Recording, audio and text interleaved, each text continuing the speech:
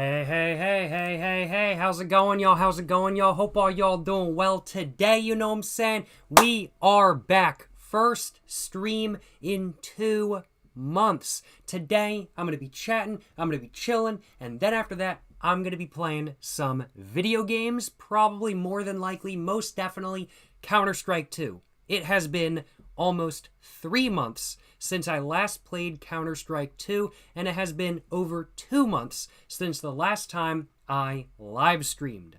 As a whole, I'm looking forward to today's stream much more so than not. And if y'all are familiar with my streams, y'all probably recognize this backdrop. Yes, for anybody wondering, I am back in the United States, but do not worry, there are plenty more Japan videos to come up in the future. I might have recorded a lot of them. And while I do realize that my Japan videos have only started going up in the last 3 weeks or so, fact of the matter is that up until last Monday, I was in Japan for nearly 3 months, 86 days to be precise. I was there for quite a while, and I hope you all looking forward to many more Japan videos, and I hope you all looking forward to many more live streams, as I'm going to be getting back into them a little bit more so than not, of course. How's it going, Daniel Remains? How's it going, Connor S? How's it going, BBR Gem Diamond? How's it going, John? How's it going, Zodity? How's it going, Daniel Remains? How's it going, Pono Calderas? How's it going, Wiener? How's it going, Matt TMFG? How's it going, Matuz? How's it going, Jimmy99F? How's it going, Rock Killer, Dad Beans TV? How's it going, Vanessa? How's it going, Number One Beast? How's it going, George Cullen? And yo, appreciate the 8 months tier 1 sub, my man. Holy crap, appreciate your continued support, and appreciate the 7-month tier 1 sub as well, Matt TMFG. Appreciate the support, both of y'all. Appreciate both y'all's continued support, you know what I'm saying? Great to have you back, bro. Hey, glad to be back, you know what I'm saying? Didn't end up live streaming in Japan at all. Well, I did twice, but not nearly as much as I thought I was going to. I'll acknowledge I did go to Japan with the plan of live streaming at least once a week, and that just did not happen. But I am glad to be back, I will acknowledge. And George, you're saying, I thought you were in Japan. Well, I was in Japan up until this past Monday. I pre-record all my videos by a couple months, and the Japan videos are included. And there are many more Japan videos that are going to be coming up in the future, but I'm not Japan. I'm not Japan. I am not the country of Japan, but I'm not in Japan anymore. But I was for the last 3 months or so, and there are many videos going to be coming up in the future. I'll look forward to them, you know what I'm saying? How's it going, Tatum Jepson Composer? Yo, appreciate the 7 months prime sub, my man. You're just saying, good evening, Mr. Jones. Hey, good evening to you as well. Hope you're doing well, my man. Appreciate the support. Glad to be back, you know what I'm saying? And appreciate the dono. First dono of the stream, Mr. Richard Stallman. Appreciate the support, my man. And you're just asking, what happened to my How to Be a Successful Artist video? I can't remember. I think for some reason I decided to private it. I didn't delete it. I don't delete my videos. I have all of them on a drive no matter what. But I decided to private it for some reason, and I can't remember exactly why.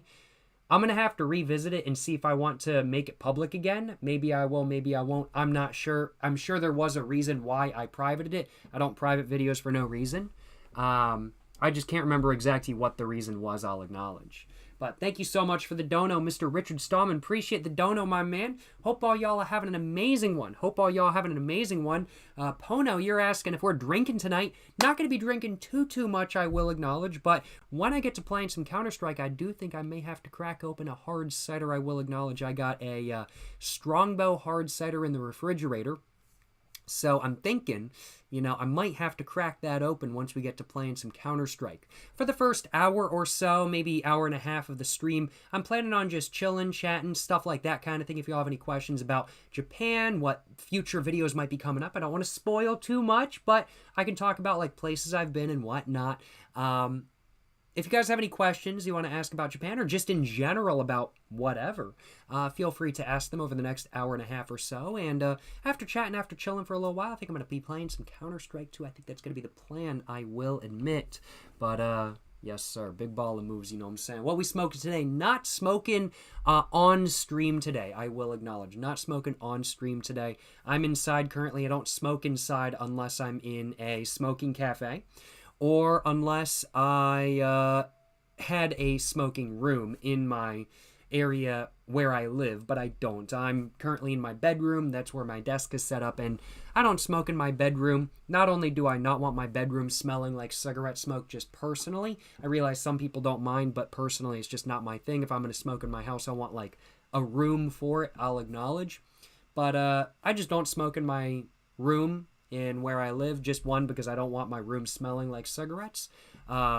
Just because I just don't like my bed sheets smelling like cigarettes, frankly put. And two, I don't think my landlord would be enthusiastic about it.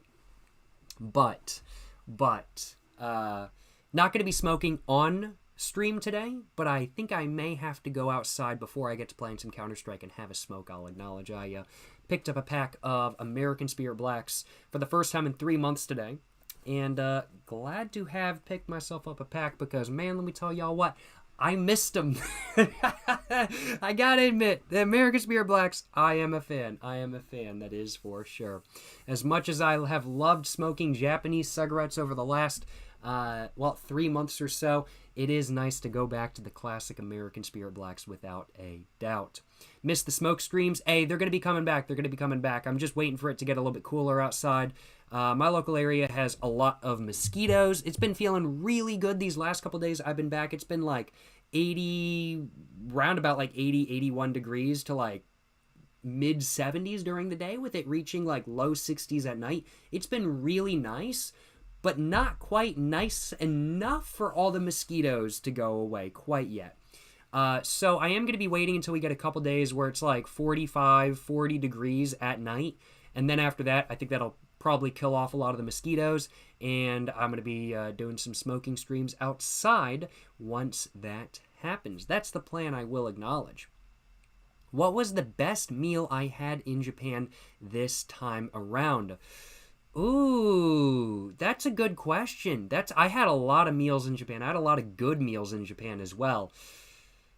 There's one place, and I am going to be making a video about this specific restaurant. I already have it recorded. I say I'm going to be making a video like I'm not back in the United States already. I have made a video. I haven't edited it yet, but I have recorded it. And it's an udon restaurant that, frankly put, I highly recommend if you're in Japan. It's in Harajuku. It's called Esgoroto Udon, I want to say. It's a gluten-free udon restaurant and costs 1,000 yen for like their just like basic bowl that is just like the standard. And then you can get like chicken tempura to put on it or eat on the side for like an extra 300 yen, and their tempura is lit. And then they've also got just really good udon as well. Their udon, freaking fantastic. I'm gonna be straight with y'all. And all of the tempura they had, and they also had like a rice bowl and stuff like that, like fucking fantastic. Like genuinely just such good food. And I would have to say the best meal I had in Japan was from Esgoroto Udon in Harajuku. If you guys are in Japan right now, I saw some of y'all in Japan. Some of y'all were kind enough to come up and say hi in Japan. I appreciate y'all's support. But if y'all are in Japan right now, if y'all are looking at visiting Japan, if you're going to be in Tokyo, even if you're not gluten-free, I genuinely do highly recommend that restaurant just because it was really, really, really, really dang good food. And it also wasn't like crazy expensive either. There's a lot of gluten-free food in Japan that is expensive, just as expensive as American food. Although maybe not California level. But this udon restaurant, it wasn't anything crazy expensive, but it was just really damn good food. So, no complaints, I'll acknowledge. None at all. Pocari Sweat review. When I didn't actually make a review of Pocari Sweat while I was there, I could probably get my hands on some in the United States, though. There's a couple, Asian marts and a couple, like, Japanese stores that have opened in my local area over the last year or two. So, maybe I have to check one of those, see if they have Pocari Sweat, and do a Pocari Sweat review now that I'm back. Could be worth it, especially since I will acknowledge I do like my Pocari Sweat. I do find it to be some pretty gas stuff. Not gonna lie, not gonna lie. Hell yeah, brother. Hell yeah. What do I think about the Japanese beer? So the Japanese beer I had, the Notogoshi, I think it tastes like cheap beer. Now, it's also the only beer I've ever had. And when I say it's a beer in quotations. It's not a real beer. It's made with soy protein, but flavored with hops. So it still tastes like beer, but it's not technically a real beer. But I mean, like, I thought it was cheap. I thought it tasted good. And I thought it tasted like cheap beer. It's not bad, but it's certainly not the best alcohol I've ever had. And I'm sure there's plenty better beer out there. But also, it's not designed to be anything crazy. It's designed to be a cheap beer, and it tastes like it's a cheap beer. But overall, it was I feel like at least, good beer to have a first beer experience with. And I'm glad that I had the experience to try it. I will acknowledge. Rest in peace, King Cobra JFS. He loved your videos. I heard about his passing a couple days ago, and frankly put, I was like, what the hell? I was like, what the...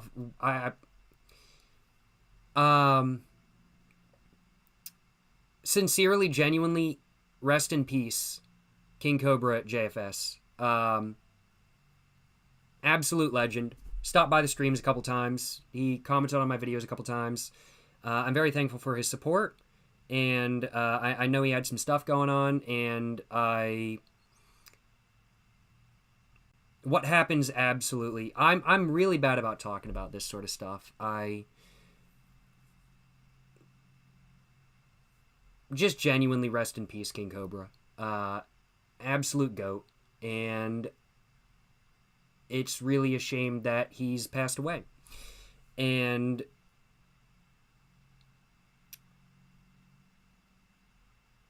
it's fucking whack. It's fucking whack. For real. Fucking blows. Fucking blows. I'm bad about talking about this sort of stuff. I'll acknowledge. But genuinely, rest in peace, King Cobra. Absolute legend. Appreciate his support. And absolute GOAT. Absolute GOAT. Bro. Genuinely just an icon of the internet. I'm not going to lie, y'all. Rest in peace. Rest in peace. For real. I'm not good about talking about this sort of stuff, I'll acknowledge, though. But, yeah. Rest in peace, King Cobra. Rest in peace, bro. Rest in peace. Golden Virginia is the best rolling tobacco, not only in England, but in the world. I haven't tried Golden Virginia. I do need to give it a go, though. I've tried Amber Leaf, and I've heard good things about Golden Virginia as well, and I definitely do need to give Golden Virginia a go. I've heard good things, as said. Ooh, I saw a question I wanted to mention. I'm just trying to find it real quick because I've forgotten the exact wording. How delayed are your uploads, i.e. recording to upload time? Thought you were in Japan still. So for my Japan videos, it's about 2 months out, standard. And I actually still have smoking videos that I recorded before Japan that I haven't uploaded yet as well. So overall, I probably have on my main channel, on Jacob fucking Jones, I probably have about a 5-month backlog, or just pre-record, I'd say. On Jacob Jones Money, this channel, it's much shorter just because this channel is much newer. But on this channel, I'd have to say I'm at around about 3 weeks to almost a month, I would say. But yeah, roundabout anywhere from a month to 5 months, I would say is the delay for my uploads, which might seem wild to some of y'all, and honestly, understandably so. that is a pretty decent delay, I'll acknowledge. Say yes sir in Japanese. I don't know how to say it in Japanese. I don't know how to say that in Japanese, I will acknowledge. What cities in Japan have I been to?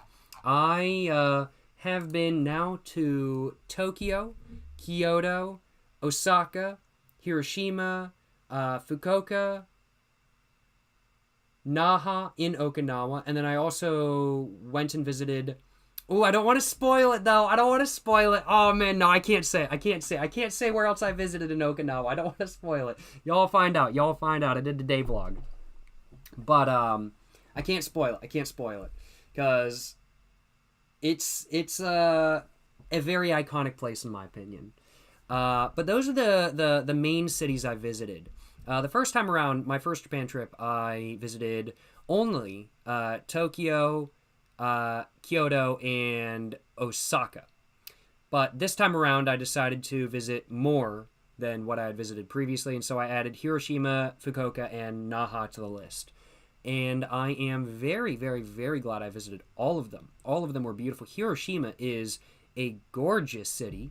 Fukuoka is absolutely fucking beautiful. Holy crap. Kyushu in general is gorgeous, and I just didn't realize how gorgeous it was going to be until I actually got there. And Naha in Okinawa is a extremely interesting city, especially when compared to a lot of other Japanese cities. The architecture is different. There's so much concrete there. And I love the brutalist architecture they have going on in Okinawa. When my videos from Okinawa start going up, I'm going to be talking about the architecture a lot, and there's going to be a lot of examples going up because I'll be showing y'all some of the buildings that I think are really cool.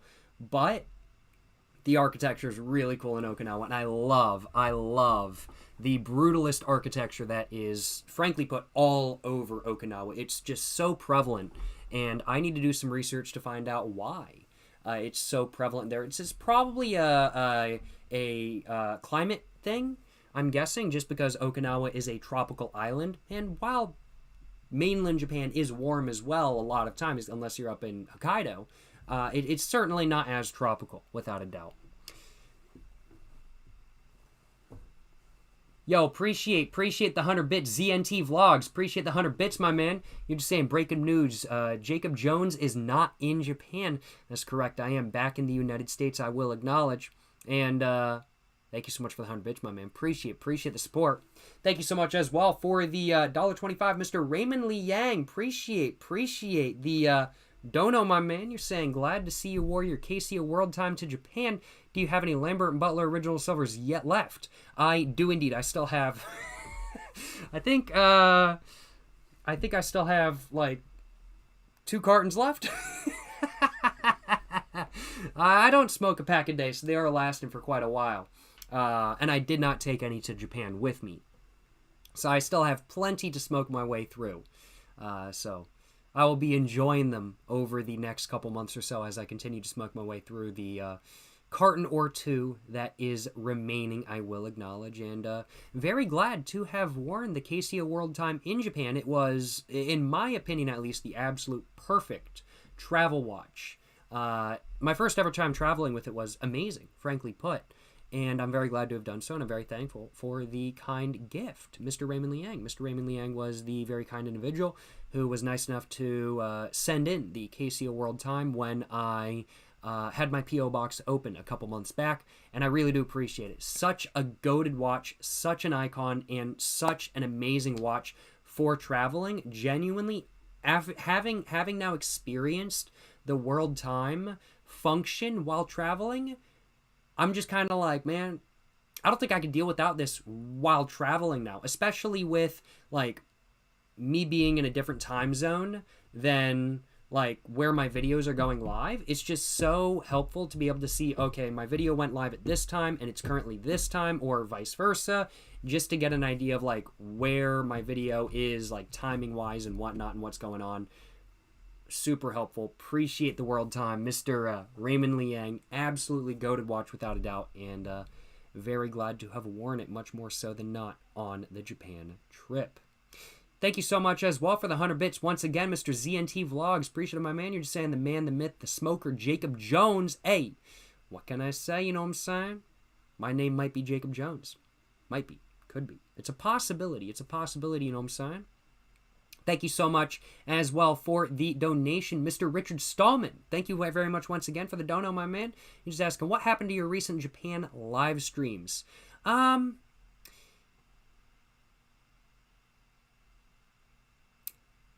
I wasn't the happiest with them. I'll be honest with y'all. I was pretty tired in both of them, and I just wasn't really happy with my performance in the live stream. I really appreciate all of y'all's support during the live streams, and the reason why I took them down is just because I didn't feel like they were as good as I wanted them to be to keep on my channel. They're not deleted. I have them. I might edit them or something like that and repost them in the future. But just for the moment at least, they are privated, I will acknowledge. And they might come back sometime in the future if I change my mind. But that is what happened to them, I will admit. Thank you so much for the donut once again, Mr. Richard Stallman. And thank you so much as well for the 7 months Prime sub, Curdy, KHRTY. Appreciate the 7 months Prime sub, my man. Yes, sir. Yes, sir. Appreciate the support. You know what I'm saying? Appreciate the support. Hell yeah, brother. Hell yeah. Have I ever played Fortnite? I have played Fortnite. I have a live stream, multiple live streams of me playing Fortnite on the YouTube channel if you'd like to check them out. You know what I'm saying? What games are you playing today, Mr. Streamer? Playing Counter-Strike 2. That's the plan. Although, beforehand, low-key, might have to do a little bit of a car brand tier list. I always think that might be fun. So I might do a car brand tier list first, I'll acknowledge. Would I say my first time in Japan or second time was better overall? Both were fantastic. Jacob for different Hopkins donated reasons. $10. I think Appreciate your content, man. Looking forward so to rest good of the Japan I vids. hadn't experienced anything in Japan before. So everything was new. Everything was like, holy crap, what's going on kind of thing. My second time around, I was pretty used to it. I knew what to expect. It wasn't anything insane.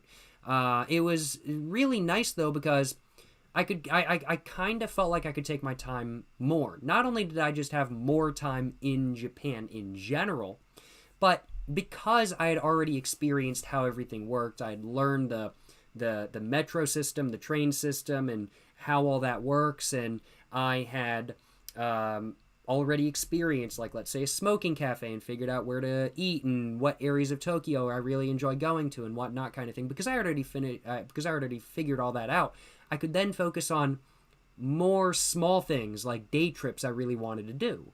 And I did a lot of that. Now, for the first month I was in Japan, I was there with my family. My family was interested in going to Japan, and I was interested in going to Japan again. So we all went, and we spent a month there together.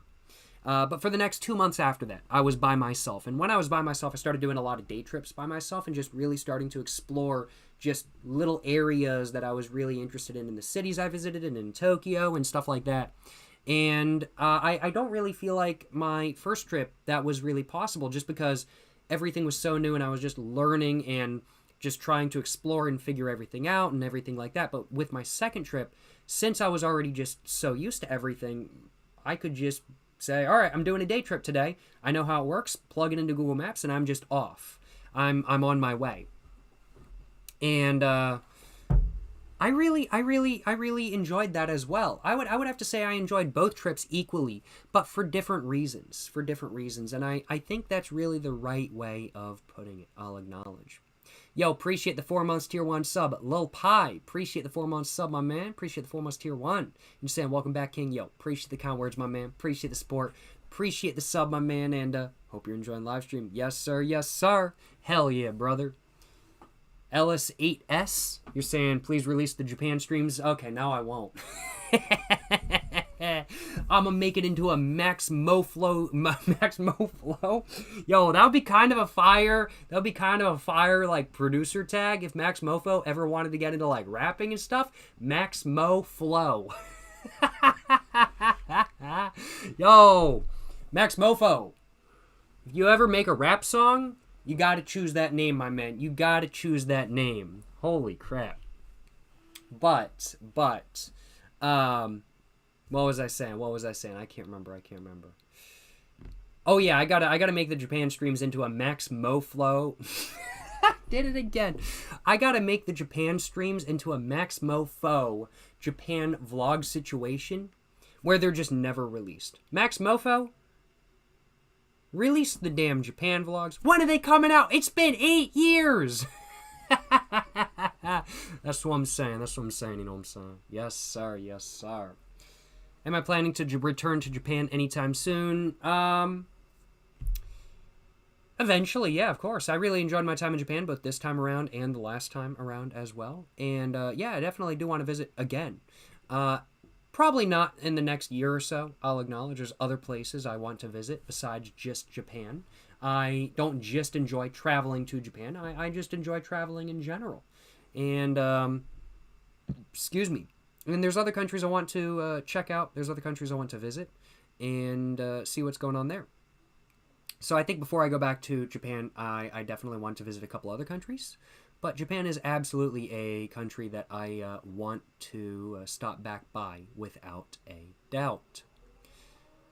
Highly recommend Kamakura, Yokohama, and Nara. I haven't spent any time in Nara. I've never been to Nara. I spent a day in Yokohama two years ago when I was in Japan. And Kamakura was... That's Enoshima, right? I spent a day over there. I haven't posted the video yet because it was later on during my trip. But I did a whole day over at Enoshima / like on the ocean in Kamakura, right on the Enodin line, which is gorgeous, by the way. Hope y'all are looking forward to some train videos because I have some train videos coming up. But, yes, sir. Yes, sir. But, I've spent time in most of those cities, and most of those cities are pretty nice. I'm not gonna lie, like them quite a bit. Still waiting for the W123300D update. I'll give you guys an update. My Mercedes was sitting in a storage unit for 3 months. Got it out. Started right up. Did I unplug the battery? No. Did I have it on a trickle charger? No. Did it start right up, like first try? Yes. Do I need to put a little bit of air in the tires? Yeah. But that's it. Goated. Goated car. Absolutely no complaints on my behalf. None at all. None at all. Hell yeah, brother. Hell yeah. Yes, sir. Yes, sir. It's a tank. Absolutely. Absolutely. Yo, appreciate the dono. Appreciate the tenor. Mr. Jacob Hopkins. Yo. Shout out Jacob Hopkins, Jacob Gang, you know what I'm saying? You're just saying, appreciate your content, man. Looking forward to the rest of the Japan videos. Hey, glad to hear you are, my man. Many more coming up in the future. I was there for 86 days, and there are more than 86 videos coming up in the future. Let me just put it that way. I recorded some days more than a couple videos in a day. So there are a lot of videos coming up. Look forward to all of them. I will acknowledge. Look forward to all of them. Yes, sir. Yes, sir. Did I go to an onsen and drink beer? I did not go to an onsen, no. I am personally... I know you can get private rooms in onsens and stuff like that. I didn't do that. I haven't ever done that. But I'm just not willing to go to, like, an onsen and, like, whip my dick out and just be, like, sitting in a bath with my dick just straight up out, even if it's under a towel. Like, I don't know. It's just not my thing. I'll acknowledge. I'm just not comfortable with that. So I haven't been willing enough to go to an onsen. But I think next time I'll have to, like, go to an onsen and just get, like, a private room for myself. And they'd probably appreciate that as well because I do have tattoos. So, yeah. What languages can I speak? My native language is Spanish. And then my second language is English, which is what I'm speaking right now. And then I can speak a little bit of Slovakian as well. But, yeah. Those are the languages I can speak. I can't speak any Japanese.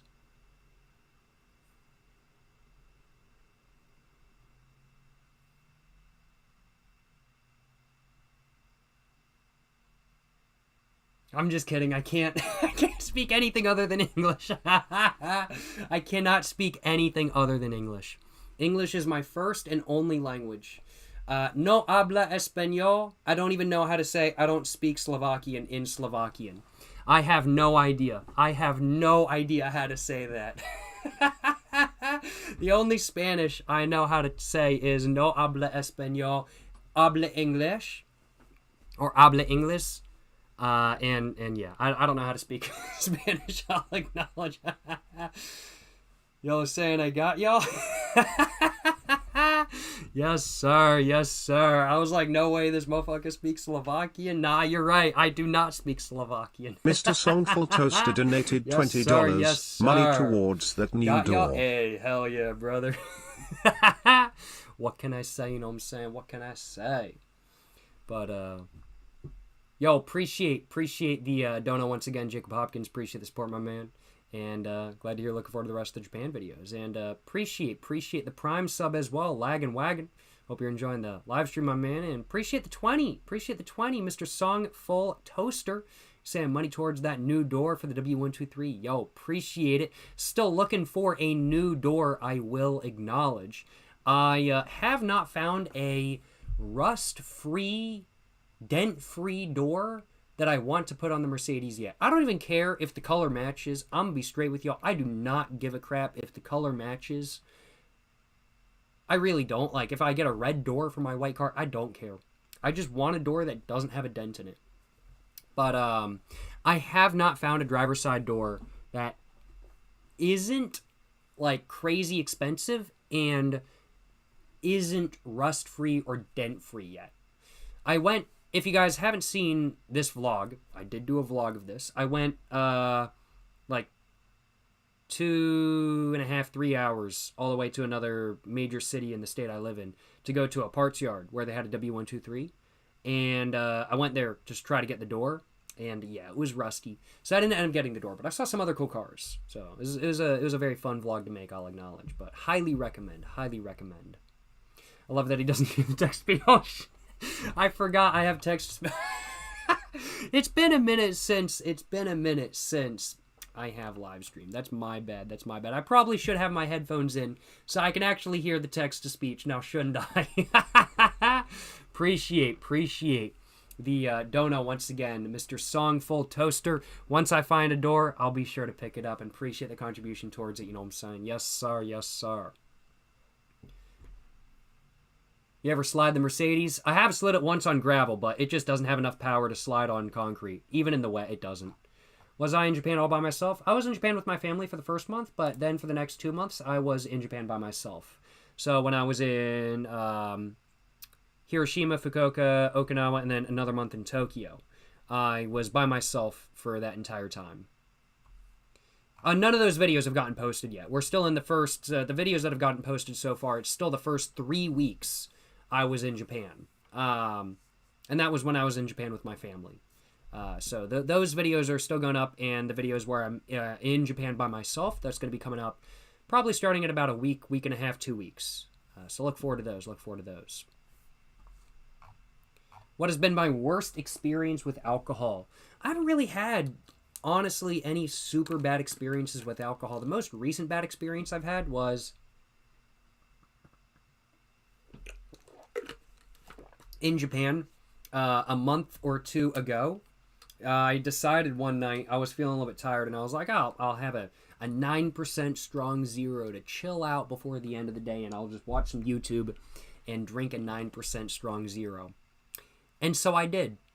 And then afterwards, I was like, I don't really feel all that buzzed.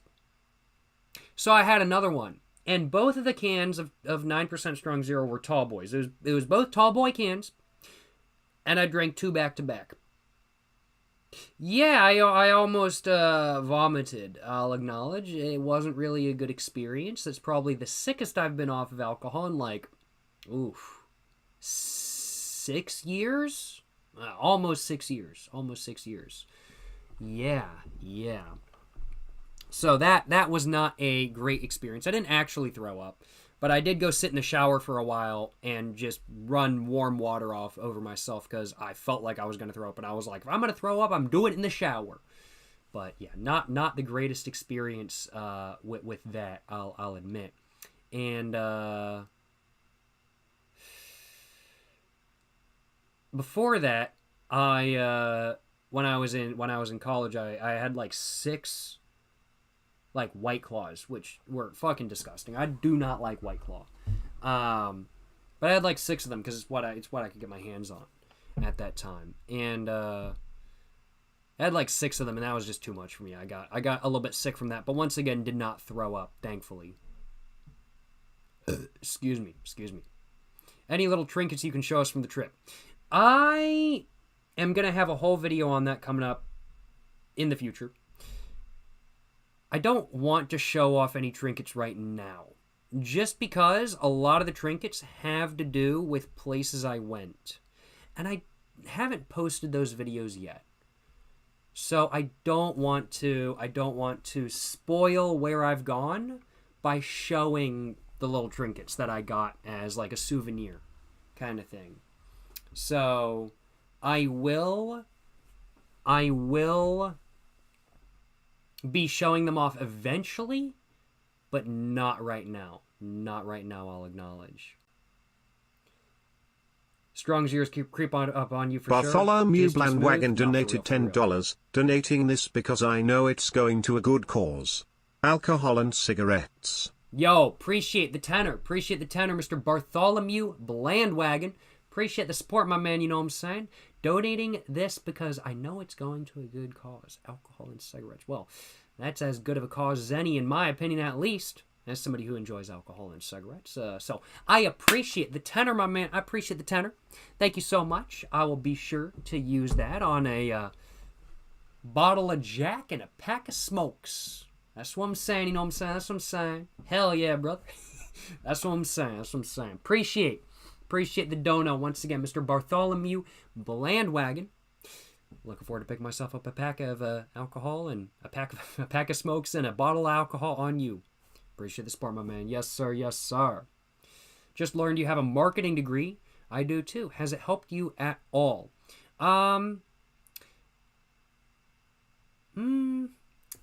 It's one of those things where I'm glad I got it for a variety of reasons. However, it's not something I've found too much use of with what I'm doing currently. So what I'm doing currently is social media in general. Now, the marketing classes that I took, really interesting stuff. I love marketing. I love macroeconomics, microeconomics. I didn't really go super deep into economics and whatnot. I was not an economics major in college. But I do think economics are really interesting stuff, and I really like the lore of it, I guess. I like learning about it. I think it's a lot of fun, frankly put. And as much as I'd like to say that my marketing degree has helped me to an extreme degree with growing social media and YouTube and stuff like that, it hasn't been as helpful as one might really think. Just because the marketing classes that I took at that time weren't really focused on social media marketing. And to more of an extent than not, with my channel, it really has been practice makes perfect. And it's been, I don't want to say self-taught, but I was not taught how to market a YouTube channel. I was not taught really how to market in general in college. I was taught microeconomics, macroeconomics, basics of making an ad that looks nice, and just stuff like that kind of thing. It was mostly basic stuff and all of the specifics, which is pretty much what I deal with on a daily basis. I don't really deal with macro or microeconomics on a daily basis doing YouTube videos, I'll acknowledge.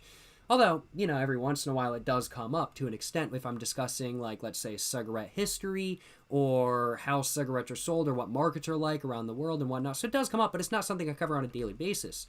But my degree overall, I'm very glad that I got it. Because one, honestly, if I hadn't gone to college, I don't know if my YouTube channel would be at the same place it's at right now. I started my YouTube channel because I had free time in college, and I was like, I want to make some YouTube videos. I'm going to do that. And so I did. And that was the start of the smoking videos on this channel. And so that's one of the reasons why I'm extremely glad I went to college. And another reason is just because I'm just glad to have a college degree, to have something on my resume to say that I have some experience in something, kind of thing, and whatnot. I am glad I got my college degree. I can't say that with certainty. But have I really found it to be helpful with what I'm doing right now? Not really. You don't need a college degree to make YouTube videos, without a doubt. But, yeah, it's kind of a hard question to answer. I would say, you asked if it's helped me at all. I would say it has helped me, but not in the ways that you might think it's helped me. It's helped me, but not in the ways that I feel like a lot of people would think, I suppose, is really the right way of putting it.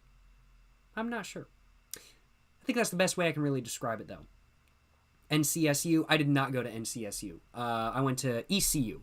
I didn't have good enough grades in high school to go to NC State. I didn't even have bad grades. I just didn't have good enough grades, I'll acknowledge. And apparently I didn't do enough extracurriculars. Yeah. I did extracurriculars. I fucking volunteered at the History Museum, at the Science Museum.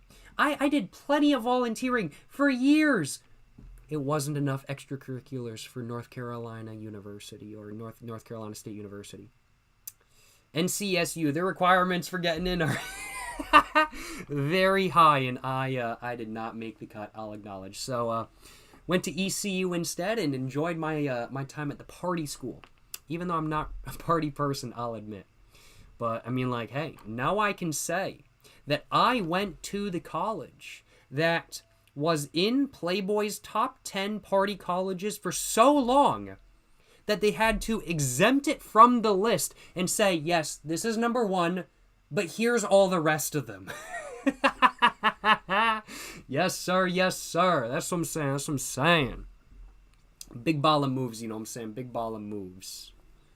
But, yeah, went to ECU. Bro, I thought I was just missing the streams, but no. Yeah, it has been a minute. Since I have streamed, I will acknowledge. It has been a minute. You got your degree that actually pays the bill, the day drinking and smoking cigarette certifications. I did get those as well. I did get those as well.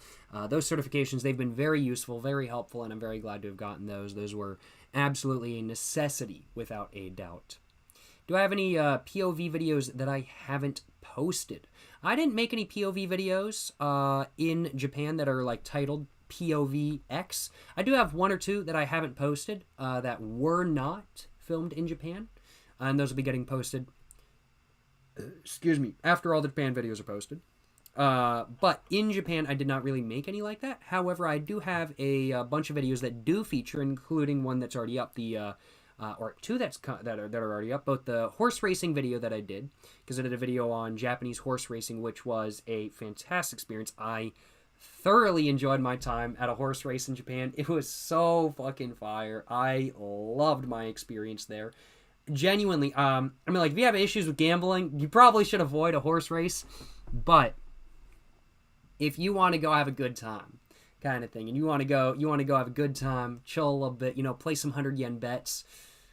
Frankly put, horse racing in Japan, goated, absolutely goated, and I'm going back to one. Next time I'm there, and I'm gonna have to hit some up in the United States. I'm gonna have to hit some up in the United States without a doubt. So much fun. Hope you placed a bet. Watch the horse racing video to find out whether I did or didn't, and watch the horse racing video to find out whether my bet won or not. May or may not have another horse racing video coming up in a couple months. Look forward to it, you know what I'm saying? Look forward to it. Yes, sir. Yes, sir. Umu Musume in real life? Nah, for real. The horse racing vid slapped. Glad to hear you enjoyed, my man. That was a lot of fun to make. It was a great experience being there. And I gotta admit, I think I might like horse racing a little bit too much. I had a fantastic time. Yo, how's it going? XVenMZ, appreciate the 7 months tier 1 sub, my man. Appreciate your continued support. And saying, yo, man, welcome back from Japan. Glad to be back, I will acknowledge. Hope you're enjoying the Japan videos, my man, and appreciate your continued support. Yes, sir. Yes, sir. Hell yeah, brother. Horse racing good times? Nah, for real. Did I visit the Shelter Live House in Japan? I didn't go, like, all up to it and take photos and stuff like that. I did go to Shimokitazawa. it wasn't my thing. Not my area, I'll acknowledge. I'm glad I went there because I got to anime spot a little bit. I went and found a bunch of anime locations from Bocchi the Rock, which was really cool. And I did walk by Shelter and take a look and stuff like that. They had an event going on, so I'm not going to stand there and try to take a bunch of photos and whatnot when they're open for business. But I was very glad to have gone over to Shimokitazawa. I'll acknowledge, though, I can't really personally recommend. I mean, like, maybe it's yours thing. Maybe it's some of y'all's thing more than it was my thing.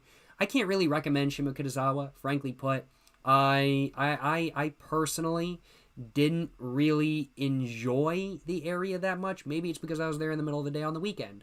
But to me, at least, it was filled with overpriced shops that don't have all that great of stuff. And it was just a cool little area to walk around, but it was just an expensive area that had some okay shops that were too expensive. I wasn't really impressed with the area, and personally, if I want to go see expensive shops that I can't afford and go walk around a bunch, I can go to Ginza, I can go to Shibuya, I can go to Shinjuku, I can go to Harajuku, I can go to Ikebukuro. Shimokitazawa was okay. I'm glad I went there, but not my thing. Not my thing, I'll acknowledge. What's the worst food I ate in Japan? Oh. Well, I mean, like, I did make food a bunch. And I'm not the greatest cook in the world. Besides food that I made myself, I did have one onigiri from a grocery store that was just it was not, okay, I'm not going to describe it as being disgusting, but it was just not good. It was just like, okay, this is like just not good. That was probably the worst food I ate in Japan besides food I made myself. But, yeah, it's just an onigiri. Not much to say, I'll acknowledge. Bocchi the Rock so goated. No, Bocchi the Rock goated show, I'll acknowledge. How long were we out there for? 3 months. Nearly 3 months, 86 days. Yes, sir. You lighten up? Not today. No, not today. Well, not on stream at least. I don't smoke inside. Man probably had old sushi. It was probably just an old, like, onigiri. But it was just, like, had, like, no flavor. It was just, like, mushy yet dry at the same time. And it was just, like, not great. Wait, so your own food is worse than okay? Well, I mean, like, I just think the food that I make myself just doesn't compare to, like, a lot of the restaurant food I ate in Japan. Because, frankly put, I didn't really have any bad food in Japan. None of it was bad. That one experience with the onigiri was an one-off experience with an onigiri I got at the grocery store. And it was just like, okay, it's probably an old onigiri that just didn't taste good because it's like a day old. And that was all there was from it. It was just from a grocery store. I don't know which one. It was just from a grocery. I just picked it up because I was hungry.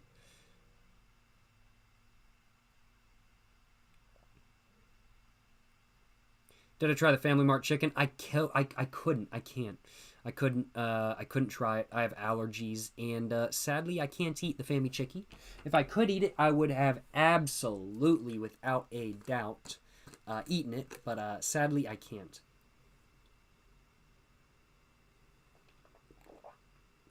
Did I see many foreigners?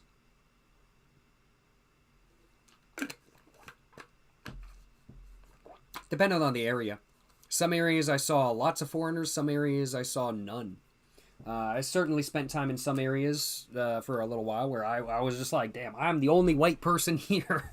Like I went to one area, and I was bicycling, and this day is gonna be featured in a vlog in the future. I don't want to spoil where I was, but I was in an area, and I genuinely just don't think white people go there. And I'm just riding by like a group of people, and they saw me, and they all just started waving and went just hello. And I was like, whoa, what's going on? This never happens in Japan. And I was just like, oh my god, people are waving at me and saying hello in English, and they are absolutely Japanese. I was like, oh my god. But super kind area. They were all like super chill, and I just genuinely don't think white people just go there.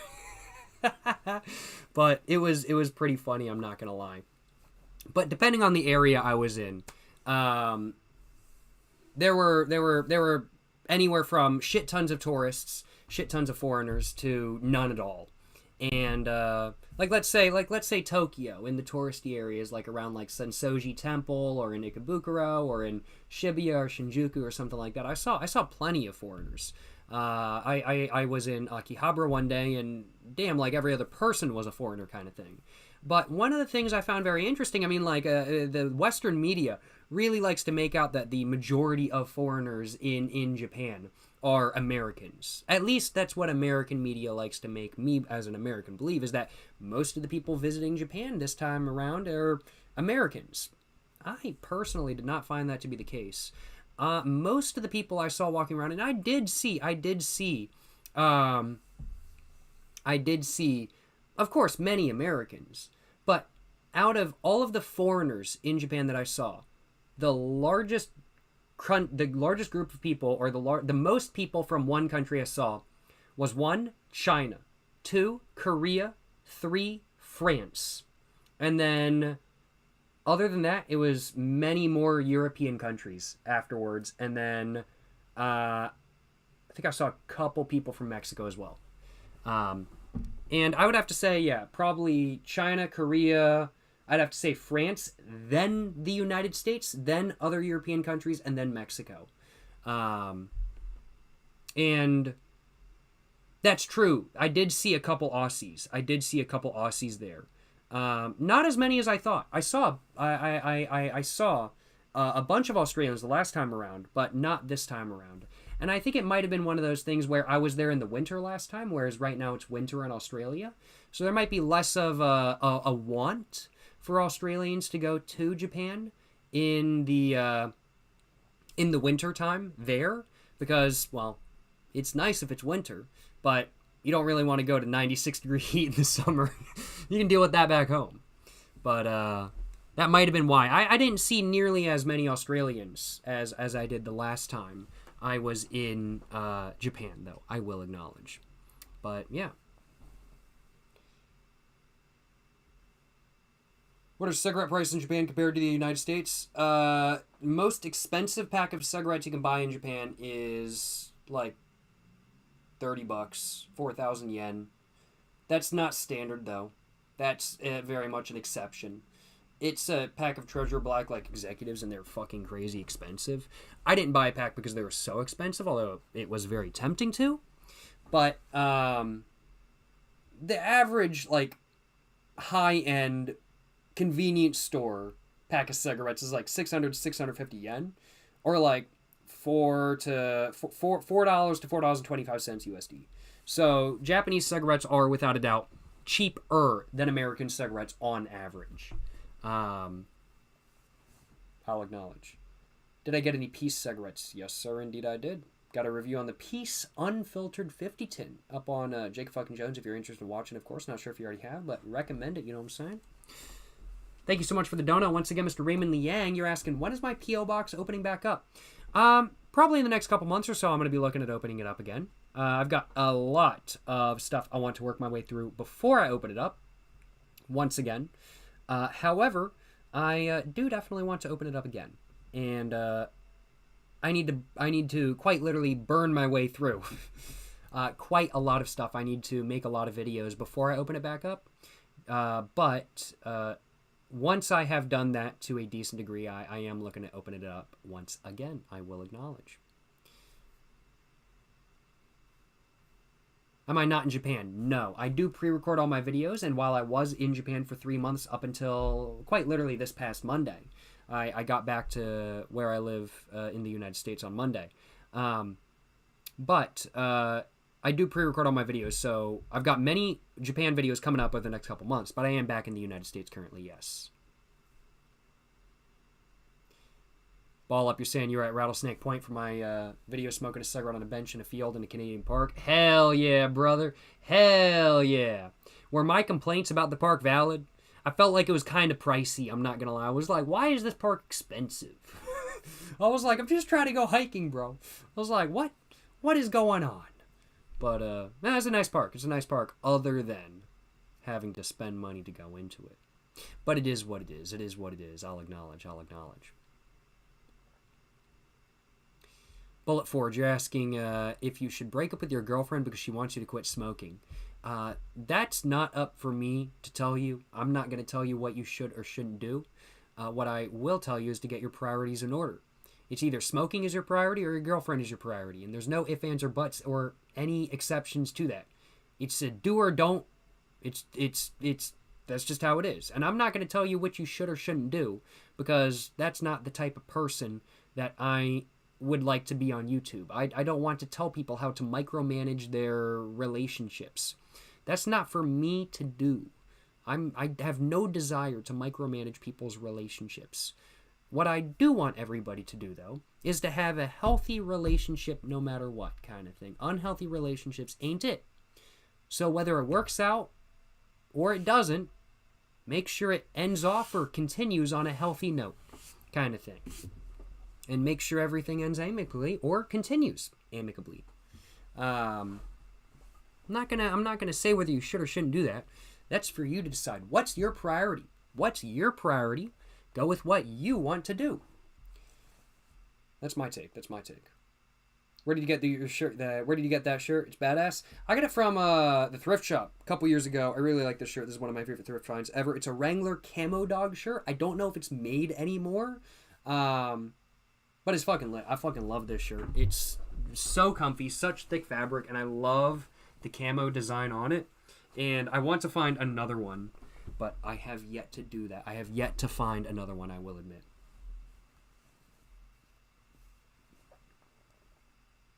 Did I catch any glimpses of the car scene while I was over there? Oh, certainly. I did a little bit of car spotting, you know what I'm saying? Had to do a little bit of car spotting, and had a great time. I've been posting cars that I've spotted every once in a while on my Twitter, and I was lucky enough to find 2 W123s, which I am very glad I was able to spot. I found one in Hiroshima, one in Tokyo, and both of which were very nice, both of which were wagons, but neither of which were diesel. They were both 280 TEs, so they're both gassers, 2.8 gassers. But you know it is what it is, but I'm still glad to have seen some W123s in Japan, I'll acknowledge. Hey, welcome back, Jacob. Just turning into the stream. Hey, appreciate you stopping by, my man. Yes, sir. Glad to be back.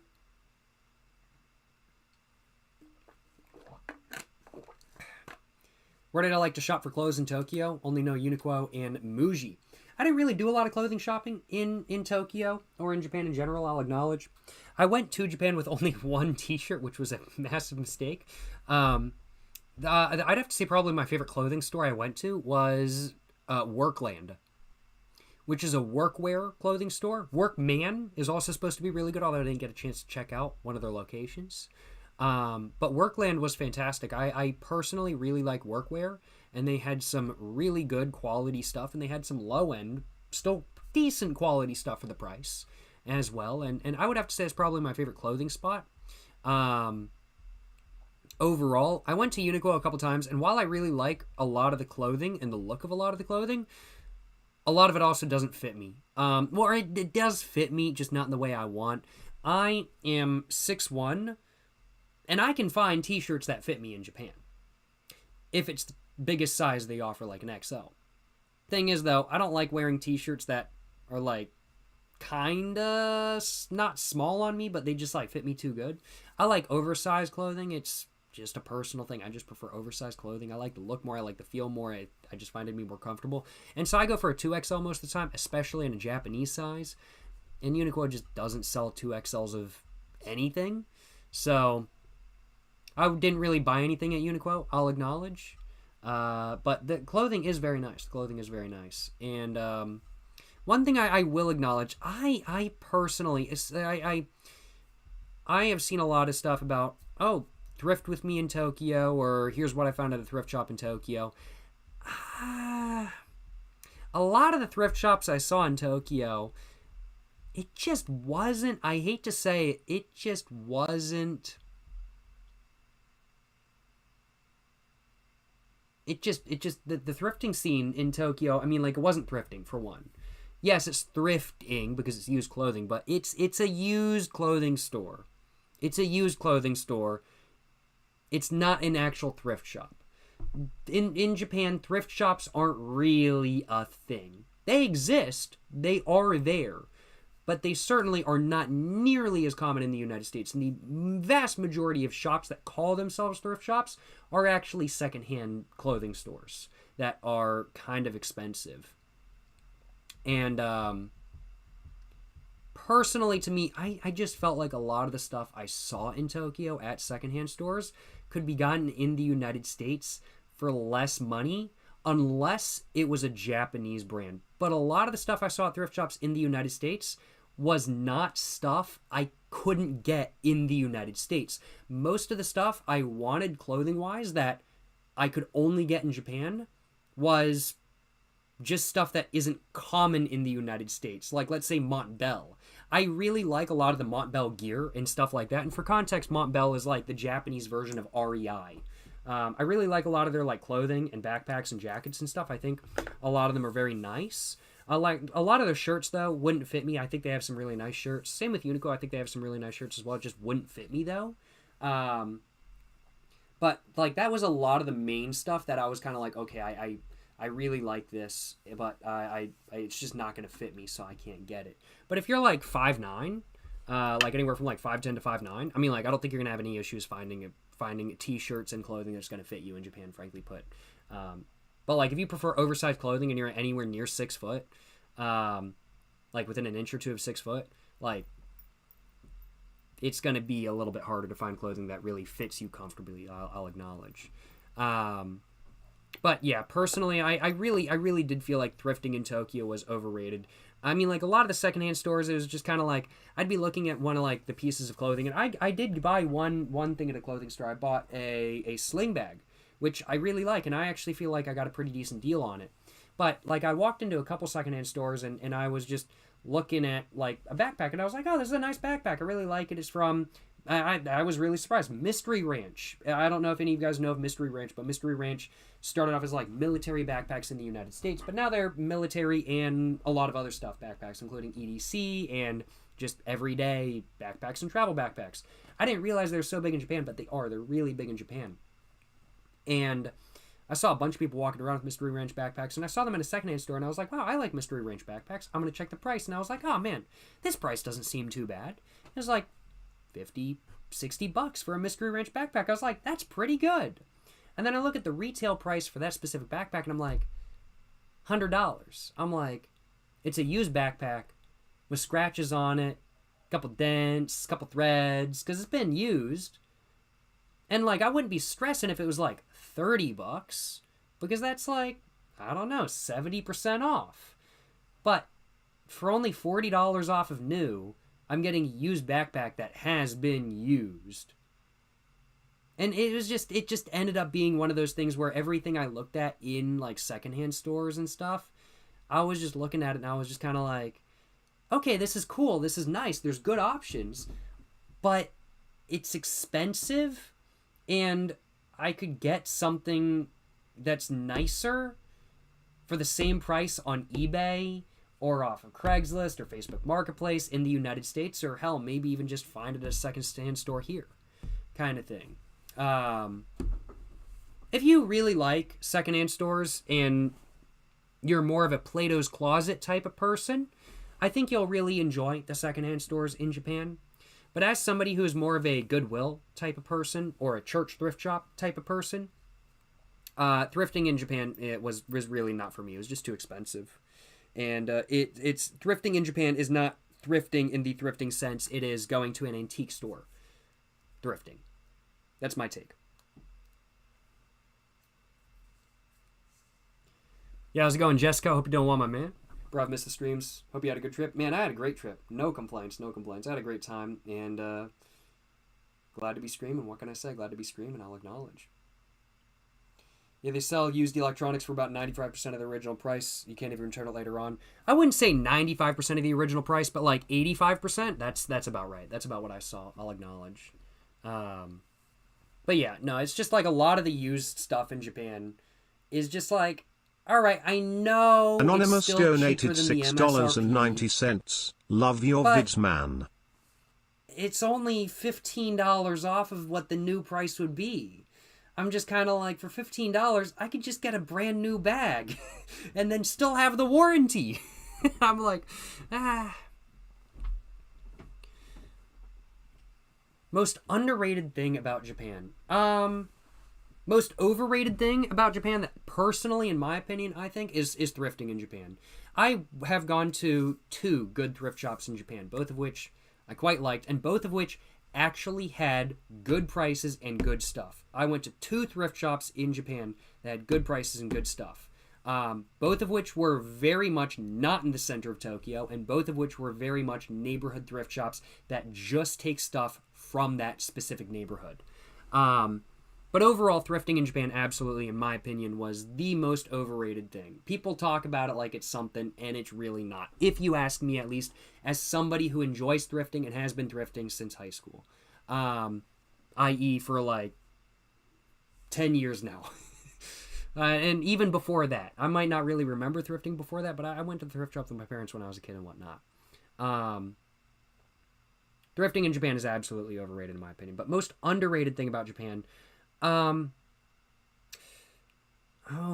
that's hard to answer. There's a lot of stuff I really enjoyed, but I feel like a lot of stuff in Japan has been covered, so it's hard to pick something that is truly underrated. But if I had to choose one thing that's underrated, I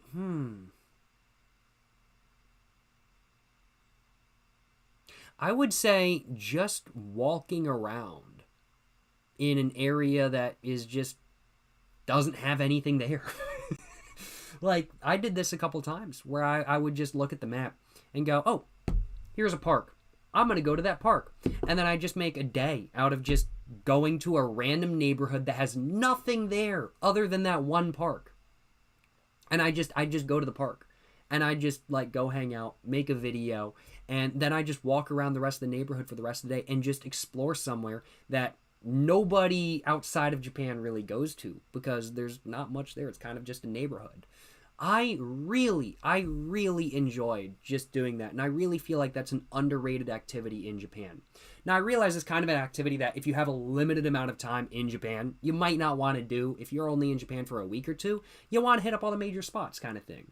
But if you're in Japan for any real length of time, like let's say over 2 weeks to over a month, I really do feel like just taking a day and just going off somewhere, just finding one thing and you're like, man, this is cool. And then just spending the day exploring the rest of the area around that one thing is just a lot of fun. And you really, I feel like, get a good idea of just, because there's so many different areas in Japan. And I personally feel like, especially in Tokyo, it's hard to get a distinctiveness from them, kind of thing, because when I think of cities in the United States, I'm like, okay, here's New York City, and then there's Albany, kind of thing, and they're 2 separate things. And in Japan, you're like, okay, yeah, there's Tokyo, and then there's kind of cities inside Tokyo. There's Adachi City, there's Ikebukuro, Shibuya, Shinjuku, but there's no distinct boundary between Shinjuku and Shibuya. You can just walk in between them within 30 minutes, even though they technically are 2 different cities. Or, like, wards of Tokyo, kind of thing. But there's not really, like, too much distinctiveness to, like, crossing the boundaries between them. So I feel like just spending a day in one area and purposefully just not leaving can really just kind of build up the personality for that one area, kind of thing, and can really make you go, okay, that's what's unique to this area, and then this area, that's what's unique to that area, kind of thing. And I feel like that can really help, I'll acknowledge. I don't know if I'm really making any sense, I'll acknowledge, but that's kind of what I'm thinking. But yeah, I'd have to say, in my opinion, it's hard to say what the most underrated thing about Japan is, but I think the most underrated activity in Japan is just wandering around. I thoroughly, every country I've gone to, I thoroughly enjoy just wandering around. And it's especially good to do in Japan, in my opinion, because you can just take the train wherever. You can just hop on the train and get off at a random stop and just wander around. And that's fucking fire to do, in my opinion. It's lit. And I thoroughly enjoy doing that. Would have liked a live broadcast walking around Japan and smoking some cigarettes. I don't do IRL streams. I don't do them for a reason. I don't feel like getting doxxed on an IRL stream, and I don't feel like having people come up to me and try to mess with me during an IRL stream either. I have no intentions of ever doing an IRL stream, and while I totally understand the attraction and I don't mind watching IRL streams, in fact, I enjoy some of them from particular people, it's not something that personally I ever really want to do. I love vlogging. I really enjoy vlogging, but I don't ever have any intention of making my vlogs into an IRL stream format. But, yeah. I appreciate the idea and everything. I want to clarify. I'm not just trying to shut down the idea and say that, no, I'm not going to do that. It's something that I don't have any desire to do for a variety of reasons. So I mean no offense. I really do appreciate the idea. I just mean no offense. Wandering around an unknown place is super therapeutic. No, for real. And I don't want to say I could totally. I'm still thinking about like underrated things about Japan.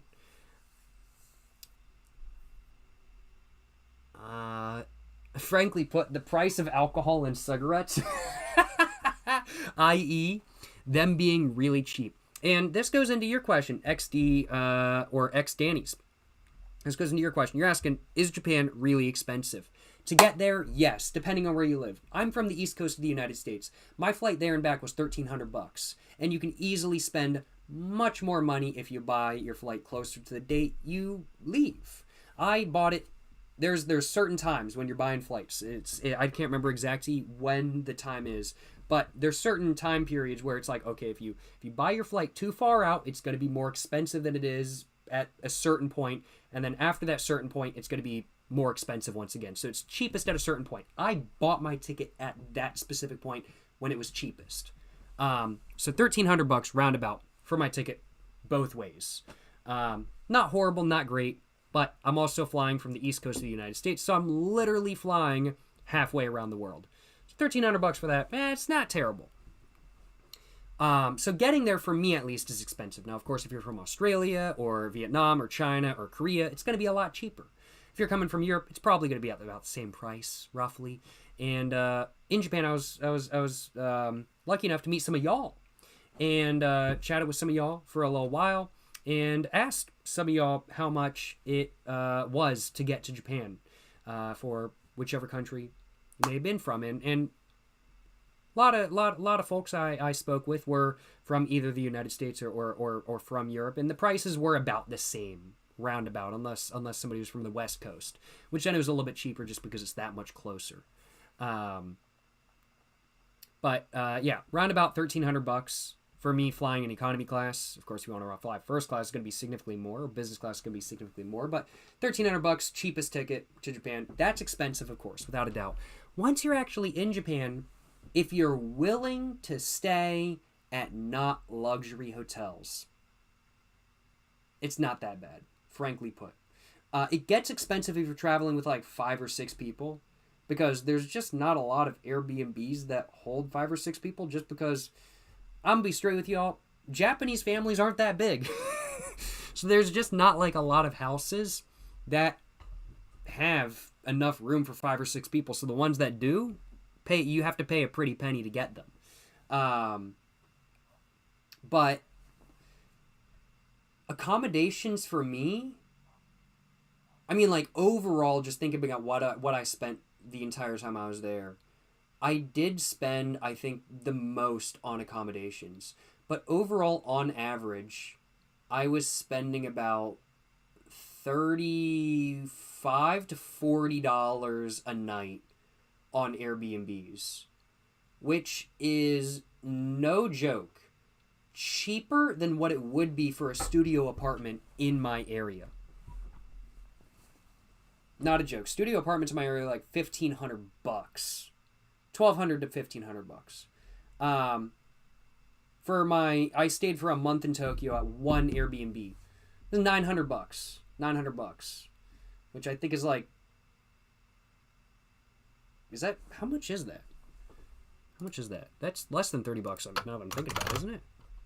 So it was like 30 days. So it was like $920 divided by 30. Okay, yeah, it's literally like $30 even. It's like $30.60 per night. So you can absolutely do Japan accommodations on the cheap. And I mean, like, you can go expensive. If you want to be in like a super convenient location, like right in Shibuya and Shinjuku, it's absolutely a premium, without a doubt. Personally, for me, I'm okay with staying a little bit out of the city.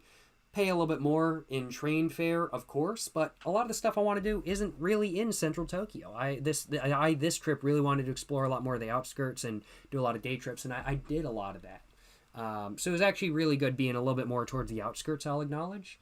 But yeah, I'd have to say on average it was like $30 to $40 a night Airbnb, which is really not bad. Like super, super cheap in my opinion. And overall, really not bad accommodation-wise, especially when compared to American apartment monthly rents and American Airbnbs. Food in Japan, generally cheap. Now, I have allergies.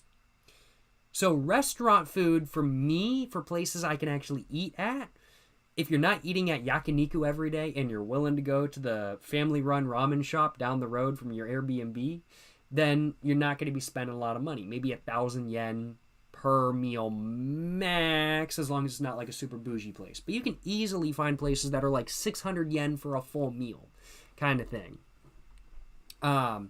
That's, for context, like $4 USD.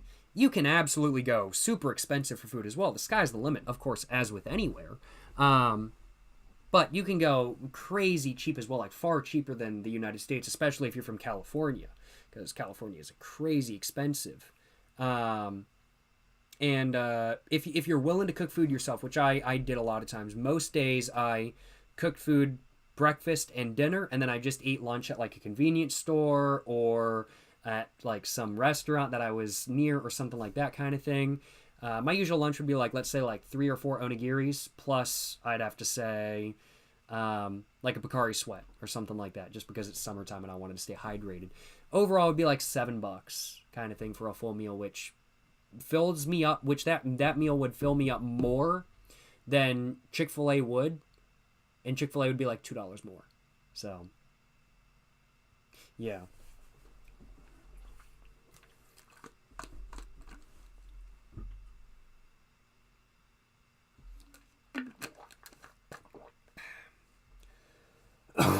Excuse me. But is Japan expensive? The flight to get there, of course, depending where you're from, is expensive. But once you actually get there, if you're willing to go for cheap accommodations that are kind of out of the way, accommodations are not expensive. Food is not expensive if you're willing to eat at cheap restaurants. It all comes down to willingness. If you want to go to Japan and have a bougie experience, of course you're going to spend a lot of money. But if you want to go to Japan and you want to do it on the cheap, it's absolutely possible. You absolutely can. You do not need to spend a crazy amount of money in Japan. Alcohol is cheap. Cigarettes are cheap. Food is cheap. Accommodations are cheap. The train, depends which train line. There's some really cheap ones and there's some not so cheap ones. And if you want to take the Shinkansen everywhere, it does get expensive very quickly. But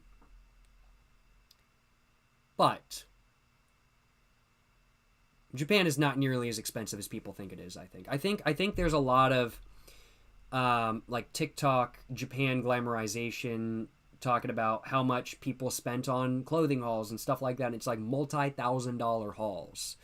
And I really feel like it's not giving people who might want to do more budget traveling much of a good impression of what Japan is really like price-wise. Because you don't need to spend that much.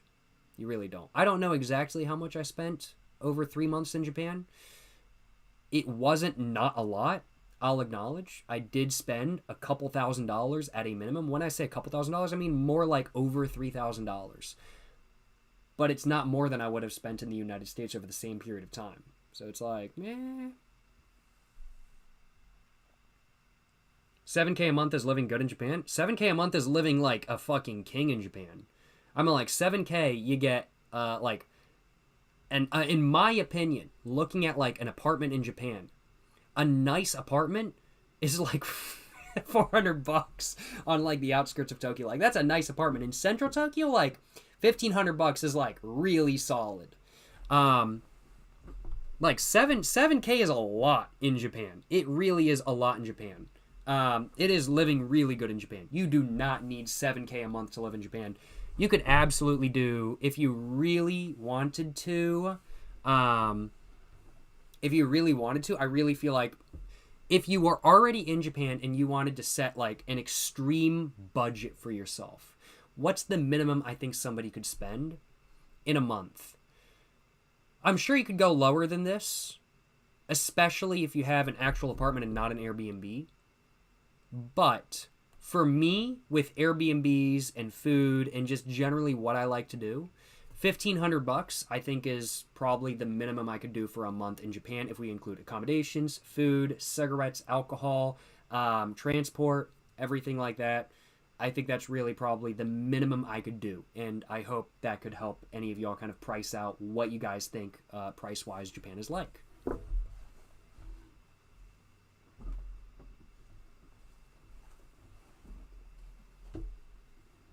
Do I like sushi? Yes, I do. Sushi is some gas. It's one of my favorite foods. Do remember, though, American sushi is not the same as Japanese sushi.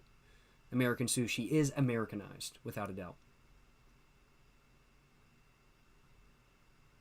First time catching one of your streams live. Hey, glad to have you here. G Zuz, glad to have you here, my man. Appreciate you stopping by. Yes, sir. And yo, oh, I completely missed it. My apologies, Mr. Anonymous. My apologies. Thank you so much for the $6.90 dono, my man. I did not mean to miss your dono, but I completely did miss it nonetheless. My apologies. Thank you so much for the donation once again, Mr. Anonymous. I do appreciate it. Glad to hear you enjoy the videos. And I appreciate your support. I appreciate your support. Thank you so much for the donation. Once again, Mr. Anonymous, I really do appreciate the dono, my man. Yes, sir. Yes, sir. Hell yeah, brother. Hell yeah. How much trip to Japan cost for 30 days? I mean, like, it depends where you're from. If you include flight, then, I mean, like, let's say that's, I'm just going to say $1,300 right there, because that's how much it cost me. But it could cost more or less for you. Let's say you want to do a mildly convenient Airbnb for a month. Stay at multiple different places. Let's say you're averaging $50 a month, or not $50 a month. Let's say you're averaging $50 a night for 30 nights kind of thing. I mean, like, let's put that in the calculator right there. So calculator. So, I mean, like 50 times 30, 50 times 30 is $1,500 just for Airbnbs or accommodations. That's at $50 a night, which I think is very doable, but is on the lower end of, like, let's say hotels, like Hilton. You are not going to be really finding $50 a night at a Hilton in Japan, for example. So if you're a Hilton person, you're going to be out of luck for $50 a night. But if you're willing to do Airbnbs, $50 a night is absolutely very possible. And $50 Airbnbs in a good location for one person. This is just for one person. This is not for a couple or for a group of people. Let's say $50 a night. So you got $1,300 plane ticket. Got your $1,500 Airbnb, so add $1,300 on there, and we are currently at $2,800. Let's say food-wise, you want to eat out 2 meals a day, let's say, and you're spending on average, I don't know, like let's say $5 at the convenience store on just snacks and water or soda or something like that every day, and we'll go ahead and throw in alcohol into that as well. So let's just say overall you're spending $15 a day on $15 to $20 a day. Let's just round it up to 20. Just it's better to save too much money than too little, kind of thing. If you don't use the money, you'll always have it for later. You don't need to use the money. But let's say 20 times 30, 2 times 3 is, that would be $600. So that's another 600 right there. So that's $3,400 plus cigarette money. That's going to be another grand. No, I'm just kidding. Let's just add another $100 on top of that, just because cigarettes are really not that pricey in Japan. And souvenirs, let's add just another $100 on top of that. You're at $3,600. Absolutely, I think it could go lower. Absolutely, think it could go higher. But I think $3,600 is not a bad. Let's just round it up to $4,000. If you want to go to Japan by yourself, if you're looking for an amount of money to save that has room for growth, I didn't include train in this. I did not include transportation. I did not include Shinkansen for if you're moving around cities from Tokyo to Osaka. It's like $70 kind of thing. So you have to include that. If you do that 3 times, that's $140, $210 right there kind of thing. If you just go back and forth on a day, that's $140 right there kind of thing. The Shinkansen, as cool as it is, and I love riding the Shinkansen, it's not cheap. It really is not cheap. Cheaper than a domestic flight in the United States, yes. And cheaper than driving in Japan, yes, without a doubt. But it is not cheap, without a doubt. But I mean, like, I think $4,000 is like reasonable. I think you could absolutely go under $4,000. I think go over $4,000. But I think if you're looking to save for a trip to Japan for 30 days, I think $4,000 is reasonable. That's my take.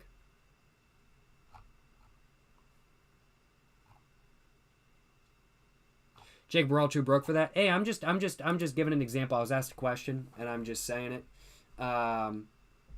Basically, I'm just trying to say, I mean, like, compared to a lot of other countries, Japan is not expensive. It is expensive compared to, like, let's say, Mexico. I've been to Mexico twice. I really enjoy my time in Mexico. Is Japan more expensive than Mexico? Yes, absolutely. But is Japan significantly cheaper to visit than Europe? Most European countries? Absolutely as well. Which is going to be cheaper? Visiting London or Germany or France or Japan? It's going to be Japan. No matter where you are in Germany, Japan is probably going to be cheaper. No matter where you are in France, Japan is probably going to be cheaper, no matter where you are. Same with England. And whatnot, I'll acknowledge. Did I leave a big tip after having a meal in Japan? Nah, bro, hell nah. Tipping is not a thing in Japan. Hell nah, I ain't leaving no tip. Fuck that shit. If I ain't got a tip, I ain't tipping. That's what I'm saying.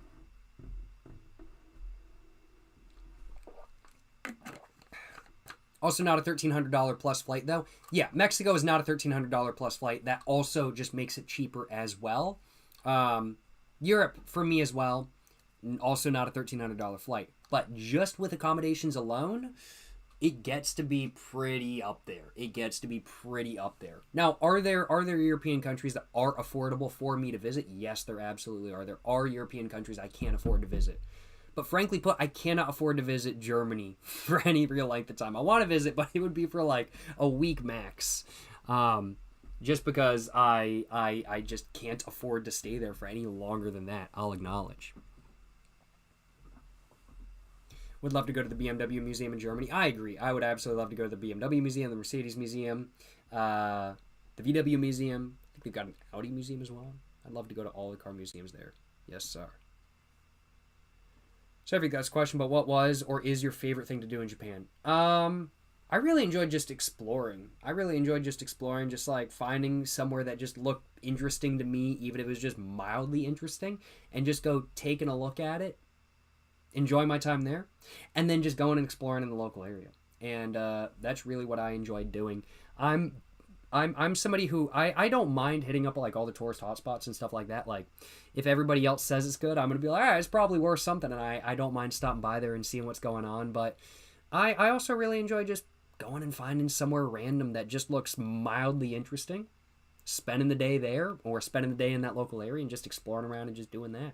And that's really what I enjoy doing, not only in Japan, but just in most areas I visit. It's what I enjoy doing in my local area when I'm at home. I just enjoy going somewhere and being like, I've never really been here before. I'm just going to either drive around or walk around and just see what's going on. I like doing that sort of stuff. Did I go to any World War II memorial sites in Japan? I went to Hiroshima, so yes. That's just my answer right there. I'm just gonna leave it at that. Hiroshima, beautiful city though. Absolutely gorgeous, surrounded by mountains, absolutely beautiful. Did I find any baddies in Japan? Only your mom. She's pretty hot. Yeah, how's it going, Miguel? Hope you're doing well, my man. Hope you're doing well. Yes, sir. Yes, sir. How come the Zippo didn't make an appearance in today's video? I didn't take my Zippo to Japan, that's why. I don't want to lose my Zippo on the plane. And when I say lose my Zippo on the plane, I mean TSA taking it. Because Zippos aren't really supposed to be taken on planes. They're really... I'm like, you can take your Zippo case on the plane, but you're really not supposed to take your insert. It's the... They don't really like you doing that. You can take it if it's out of fluid, but they're still not even really a big fan of that. Like a Bic lighter, they'll let you buy with. But a Zippo, they will try to take it, without a doubt. Especially since it shows up on X-ray. I don't take my Zippo when I'm traveling overseas. Have I ever visited Prague? I do want to. I haven't visited, but I do want to visit Prague. I've heard really good things. And actually, I met one of y'all in Japan. And we spoke for a little while. And they highly recommended Prague. So I'm thinking it's a city I will certainly have to keep in mind for the future. Looks to be beautiful. Looks to be affordable for me to visit as well. And looks to just be a nice chill spot in general. So I might have to take a look at visiting Prague eventually. I'm not going to lie, y'all. Might have to. Yes, sir. Dude, you should definitely come to France, not Paris. I'm fucking not going to Paris. Fuck that. I ain't going to fucking Paris. Fuck that shit. Hell nah, bruh. Paris smells like piss, bruh. I ain't going anywhere the fuck near Paris. Fuck that shit. You know, I already got beef with French people, but Parisians, I don't want anything to fucking do with them. No, I'm just kidding. All jokes. But, no, I'd love to visit the south of France. I'd love to visit, like, the border of France right there along Germany. I'm like, the mountains, lots of old coal mining areas and everything like that kind of thing. All very beautiful, all very pretty. Love to visit the coast. On the Atlantic as well. I mean, like, very beautiful, very pretty. Price-wise, a lot of the places I've looked at are a bit pricey, but I would love to visit eventually, I'll acknowledge. Lawn is great. I swear. I wonder where you're from. I wonder. Sounds like somebody might be biased, but I respect it because I am very biased to my own home area as well. Do I think North Carolina is the greatest place on earth? Fuck yeah, I do. I think North Carolina is the greatest motherfucking area on earth because it is. Come to Southeast Asia. I do need to eventually, and next time I am over in Asia, it's probably going to be Southeast Asia I'm visiting. Thailand, Vietnam, Burma, maybe. I would love to visit, but it depends on whether there's a civil war going on or not. They do kind of have that going on sometimes over there. But yeah, Vietnam, Cambodia, Indonesia, Philippines. I'd love to visit Jakarta, Manila, and Ho Chi Minh City, and Bangkok and stuff like that. I'd love to visit. Any interest going to Bali? You know, I wouldn't mind visiting Bali, but I'm not sure if I am going to be visiting Indonesia. I'm not sure if I'm going to go for Bali.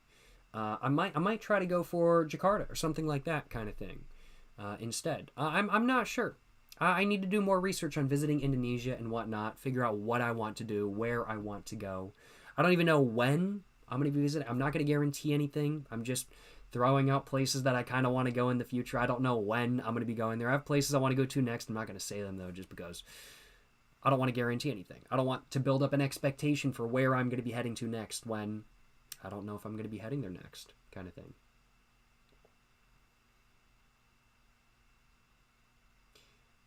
You planning to visit most countries, or do you just have a bucket list of a certain few countries?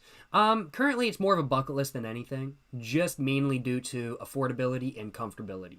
There's a lot of countries that I really want to visit, but I wouldn't want to visit by myself.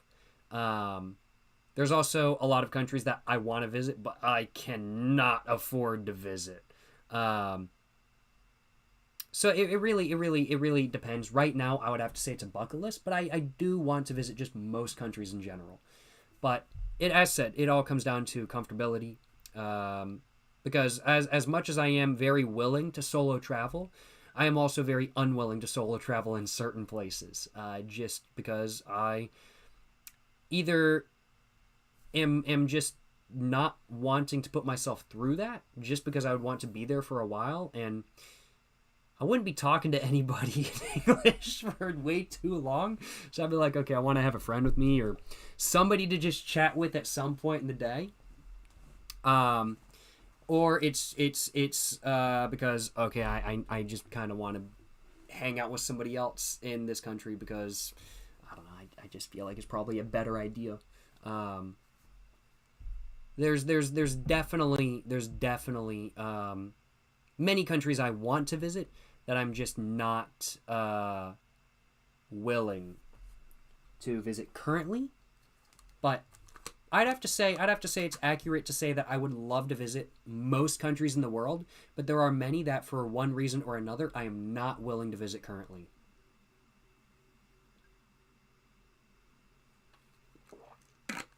How do I keep myself not bored solo traveling? I get out and do stuff. Simple as that. If I get bored of not talking to anybody, I call my family.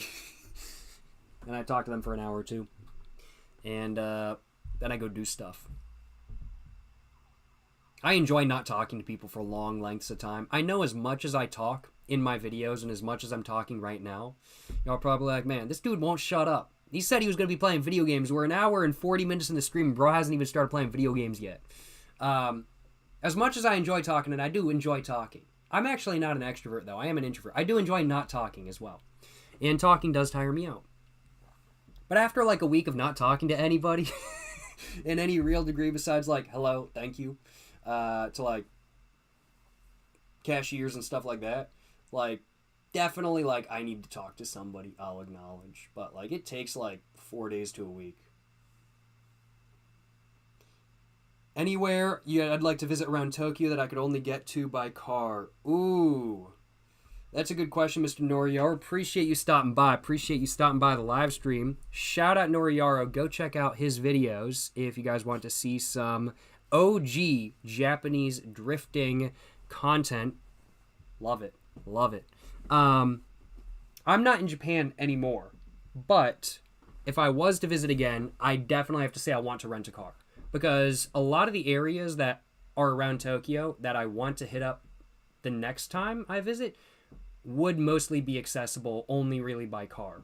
I'm thinking like, let's say, Nikko Circuit, Ebisu Circuit, a lot of the racetracks, Mount Fuji Speedway, and a lot of the lakes as well, like Lake Yamanako, or is it Yamanaka? I'm not sure.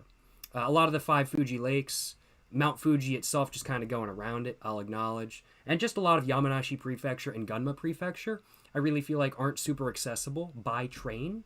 So, and they're beautiful. They're beautiful areas. And I definitely would not mind visiting. I definitely would not mind visiting those areas with cars in the future, I'll acknowledge. Oh, heck, I thought you were still here. No. Headed back last Monday in Japan and got back the Monday right now. So it's, I think, what is it? It's Thursday in Japan right now. It's Wednesday for me. So yeah, I left on Monday. Was there for 3 months, 86 days. Had an amazing time, had a fantastic time, and thoroughly enjoyed myself, I will acknowledge. And next time, I'm definitely going to be having to rent a car, I'm not going to lie. And try driving on Japanese roads. Try driving on the other side of the road for the first time. I don't know how well that's going to go, but be a big ball and move nonetheless. Be a big ball and move nonetheless. Yes, sir. Yes, sir. Any particular places you would recommend, though? Mr. Noriara, that's my question. Gotta know. Favorite underrated JDM car? Toyota BB Open Deck. Easy. Toyota BB Open Deck. I love the Scion XB. So gas. Toyota BB Open Deck is a pickup truck version of the Scion XB from factory. So fire. Absolutely love it. That's my favorite underrated JDM car. And honestly, my favorite JDM car in general, but I do feel like it is underrated. That's my take. Appreciate you stopping by, Mr. Noriaro. Appreciate you stopping by, my man. Yes, sir. You're crazy going in summer. I visited for 2 weeks in summer, and it was so humid. I was hopping from Combini for the AC. It wasn't anything crazy. For me personally, I realize a lot of people probably thinking, oh, North Carolina, it's got north in the name. It's probably north and it's pretty cold most of the time. But no. We get humid summers up to 100 degrees around about. And right now in my local area, it is, we're getting really cool temperatures right now, which is completely out of whack, completely out of ordinary. It's not normally this nice in my local area at this time of year. Like, I wore pants today, and I was comfortable in pants. That's not normally how it is. Something's up with the weather this year. Not that I'm complaining, but something's up. But, oh,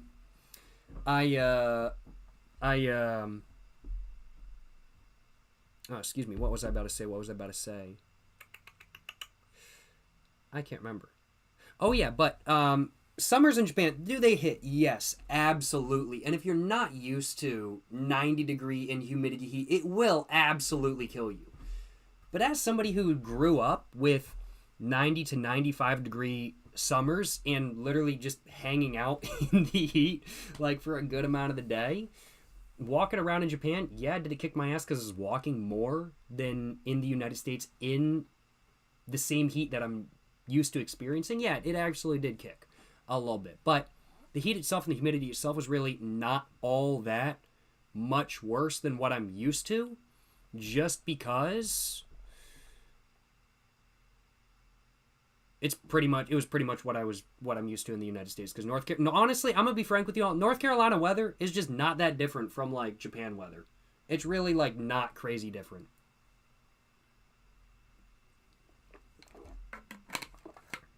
And it makes sense because, I mean, like, North Carolina and Tokyo are, like, almost on the same latitude. So I'd have to say North Carolina weather is probably more like Osaka, I would say. But, it's pretty close. It's pretty close. So, heat, humidity, I grew up with it. I'm pretty used to it. And, it was nothing insane in Japan. It was nothing crazy. People kept telling me, oh my god, you're going to die in the Japanese summer. And if you're not used to that sort of weather, absolutely, but it wasn't anything crazy. I say is that in multiple vlogs where I'm hiking in 95-degree weather with lots of humidity and no wind, and I'm fucking dying. But it was like nothing I'm not used to. I've done that in the United States before too. So,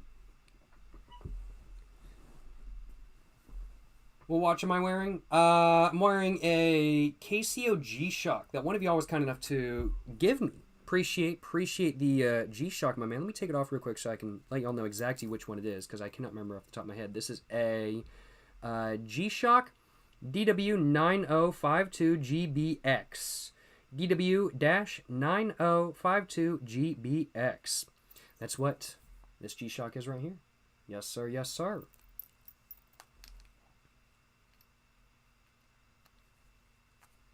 Lots of cicadas. Oh man, fuck tons of cicadas. More cicadas than in my local area in the United States. And there's already a decent amount of cicadas in my local area. Fuck tons of cicadas in Japan. They were loud. I was like, holy shit, like way louder than cicadas I'm used to. Like, I was like, what the fuck? Why are they so fucking loud? Did my beer get warm from hiking to the top of a mountain in Japan? Absolutely it did. It did get warm, I will acknowledge. It snows in northern Japan. I mean, like, it does. It also snows in my local area every once in a while. But what I was trying to say when I was saying that the weather that I was experiencing in Japan is not that different from the United States, because Osaka is about on the same latitude. It does snow a lot.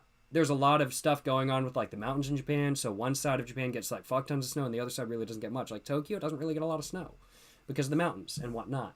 I'm like, of course, northern Japan, which is more of, like, the latitude of, like, New York. That gets fuck tons of snow. I wasn't in that area, though. W123 versus W124. W123 all the way, my man. It's more classic styling, in my opinion. And more mechanical as well. The W124 is a beautiful car. I think it's great. Love it. And I would absolutely own one if I could get a W124 diesel, turbo diesel, for cheap. But the W123 is my favorite. It's a tank. It's built like a tank. And it's just built different. It's just built different, in my opinion. Both are great cars, though. Both are great cars.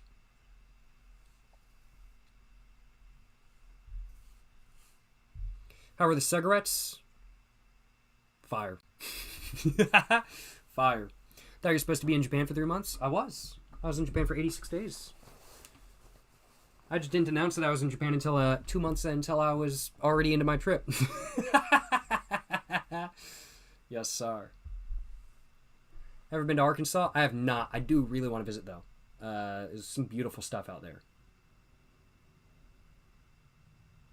You moved to Tobaccoville? Tobaccoville is beautiful. I do need to hit up Tobaccoville and make a video there. But I do not live in Tobaccoville now. It's a nice area, though. I'm not going to lie. Like, it's pretty chill. Using Velo currently? Hey. I've heard good things. Well, I've heard good things. Like, I haven't tried it myself. I have tried Velo. It's okay. What should you grab from the liquor store? Ooh. What are the options? What are your top picks? I'm not. I could just throw out an option. Yeah. I'm not gonna. I want to acknowledge. I'm not saying what you should pick up at the liquor store. But let's say I was gonna go to the liquor store right now. What would I pick up?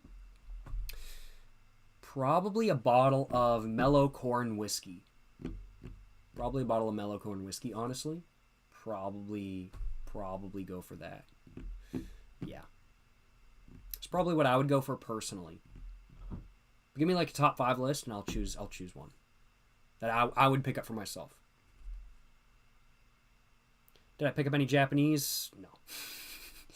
I'm not very good at picking up languages. The extent of my languages I know other than English is a little bit of Spanish. No habla español, habla English, which is already a fuck pronunciation.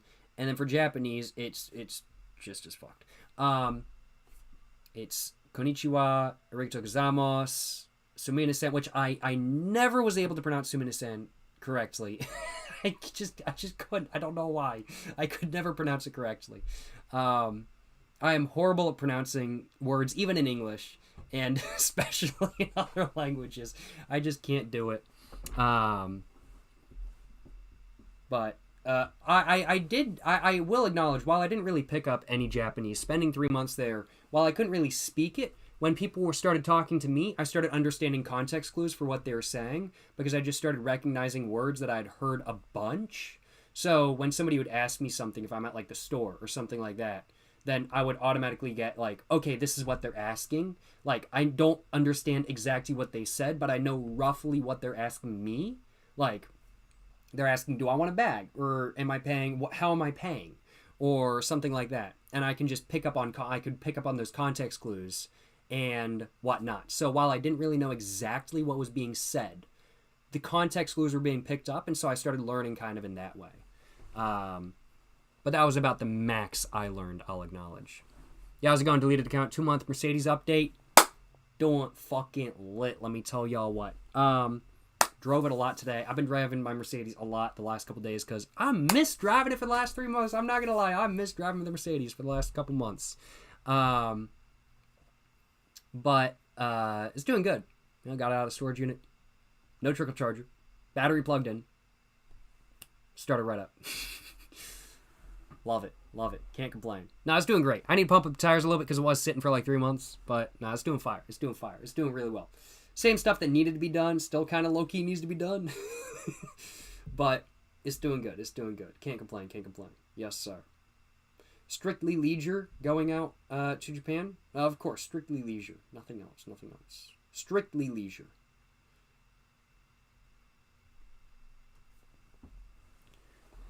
How much do I make a year from YouTube?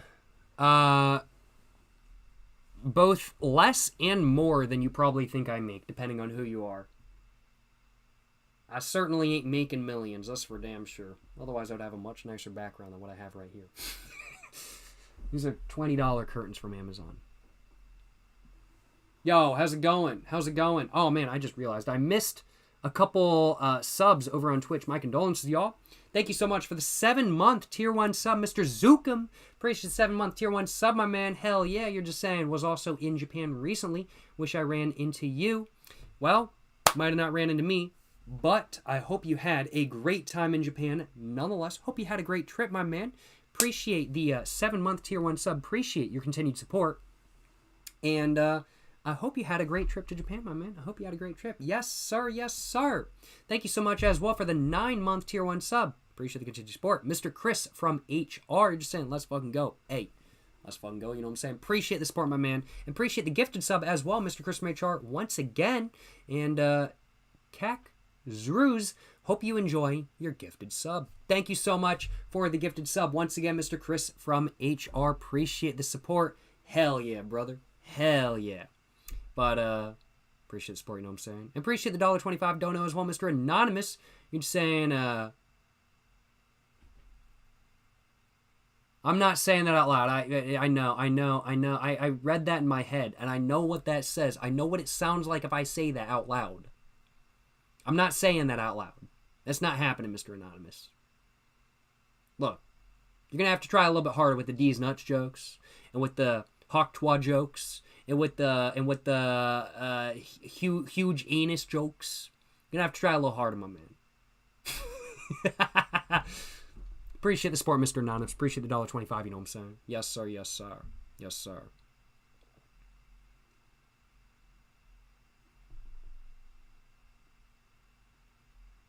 Send an email about a parts car in West Virginia. I was still in Japan. I think I saw your email. I'm not quite willing to drive to West Virginia. I will acknowledge it is a bit far.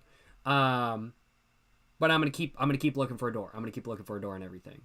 But I am not quite like I would have if I was to drive out like that far. I would have to have like photos of every angle of the door before I go out there, and I would have to know the price. Like I am not showing up there and the dude is like, "Nah, I want $350 for this door." Nah. It's gonna be a set price, and if I show up and it's more, I am walking away with no door. I would just be like, "Fuck you, dude." I am not going driving 6 hours for a door and the dude tells me it's $50 more than what we agreed on. That's not happening. In West Virginia, I've driven through before, but it is a little bit far for me to want to drive for parts. I'll acknowledge. If I was picking up like a parts car for myself and it was the entire car, yeah, absolutely, I'd drive out to West Virginia for that. But just for a couple parts, I don't know if I'm quite willing to do it. It's just a bit far, and I know eventually I'll be able to find something around me. But I do appreciate the email, and I do appreciate letting me know that there was one available over there. Mr. Deleted Account, I do appreciate that, my man. I do appreciate it. Might not be willing to drive out that way, but I do appreciate you letting me know. Nonetheless, it's always good to know exactly what's going on with parts car availability and whatnot. That's what I'm saying. Hey, appreciate the 100 bits. Appreciate the 100 bits. Mr. Chris from HR. You're asking what day did I come back and did I experience much jet lag? Appreciate the 100 bits, Mr. Chris from HR. And I came back this past Monday. So if you're in Japan, it would have been this past Monday I left. But I got back Monday night, East Coast. And got back at like 9 o'clock in the afternoon. Not 9 o'clock in the afternoon, 9 o'clock in the evening. And I didn't sleep but for like 40 minutes on both of the flights, which one of them was 8 hours and the next one was 5 hours, and I had a 3-hour layover. I didn't sleep for over 24 hours, so I got home and I just fell asleep. And then I woke up at like 2 o'clock in the afternoon yesterday, and then I woke up at like 9 a.m. this morning. And so the jet lag hasn't been too bad. It's like been better than normal, I'd have to say. And I definitely feel a little bit of jet lag. I'm feeling a little bit more tired right now than I would normally, I'd say. Just because I'm just used to it being like morning right now. But doesn't feel too bad by any means. Doesn't feel too bad, I'll acknowledge. Ayo, thank you so much for the $1.25, Mr. Brock. You're saying you were anonymous? You're just really tired? Hey, appreciate the dono, my man. Appreciate the dono, Mr. Brock. Appreciate the support, my man. Yes, sir. Yes, sir. Hell yeah, brother. Hell yeah. X-Fen MZ, you work by a massive record yard in Clayton. We'll keep an eye out for any W123s. Hey, please do. Please do. Let me know if you see any, my man. Because I'm always on the lookout. LKQ, goated. That's probably where you're talking about. I might be on the newsletter. I love LKQ, bro. LKQ is goated. So goated. People who have the ability to sleep on planes are God's chosen people. I cannot fucking sleep on planes for the life of me. Like I'll be sitting there watching TV, feeling fine, and I'll just go, for like 20 minutes, and then I'll wake up and it'll be the worst nap I've ever had. So I just purposefully try not to sleep on planes, honestly.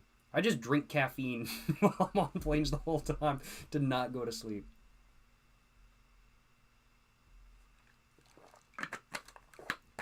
There's a mint W123 in your area on Marketplace for like $7,500. Better be mint for that price. But W123s are going up in value. They are going up. And I mean, like I saw online people were talking and they were like, man, like nice running W123s are like $7,500, and I was like, no, they're not. I was like, what does a nice W123 mean to you? Because I was like, man, I didn't pay $7,500 for mine. Like, did I get a deal on mine? Yeah, I did get a deal on mine.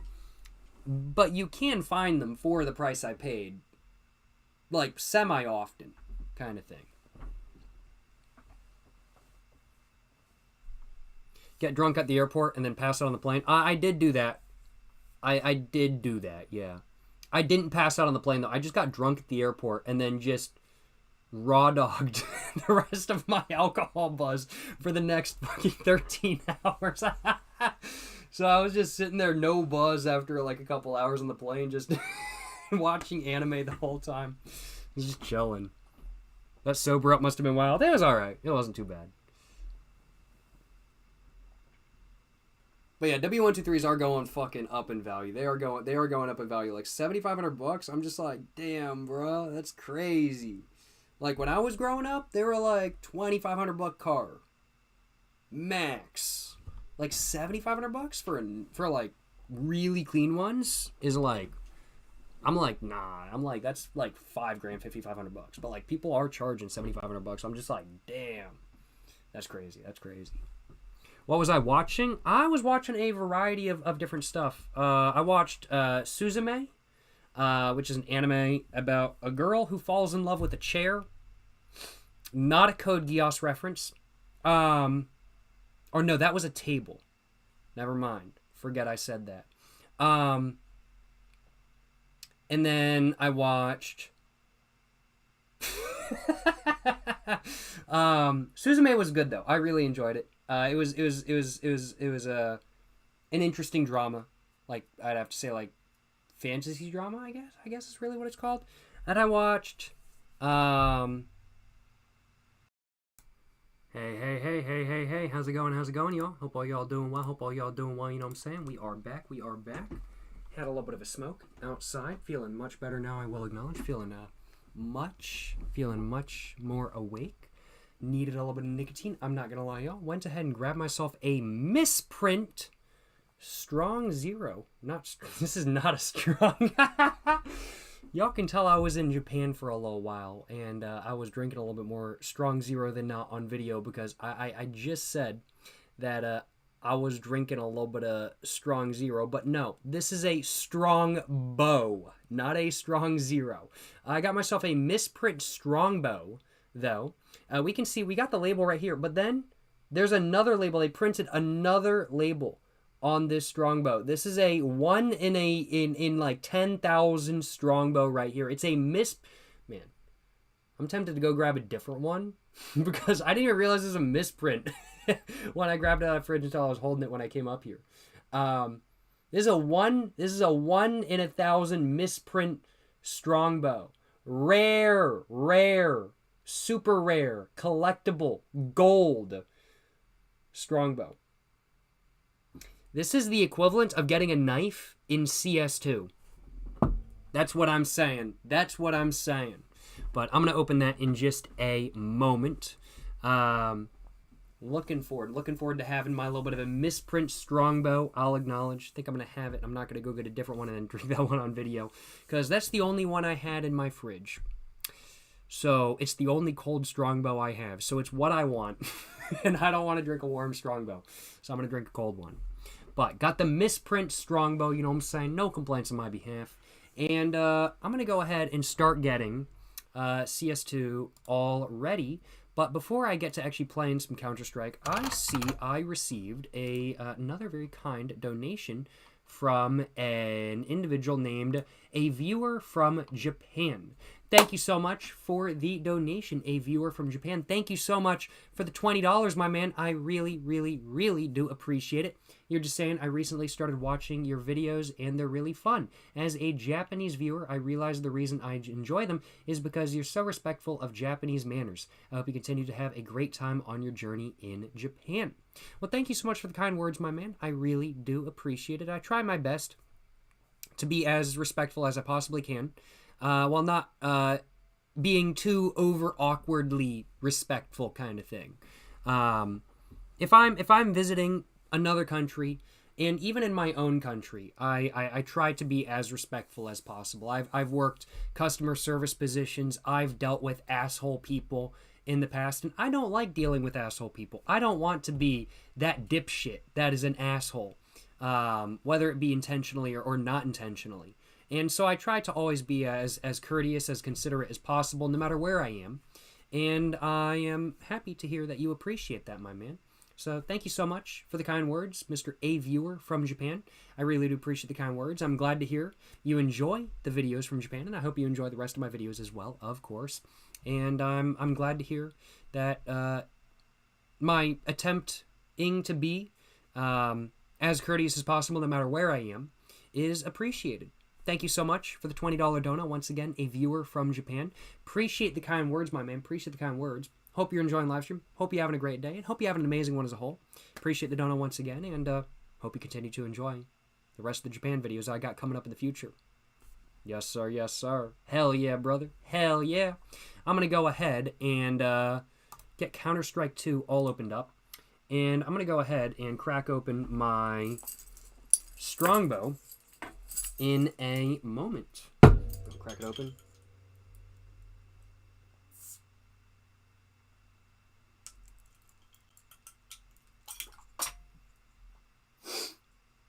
Man, I just spilled all in my hand.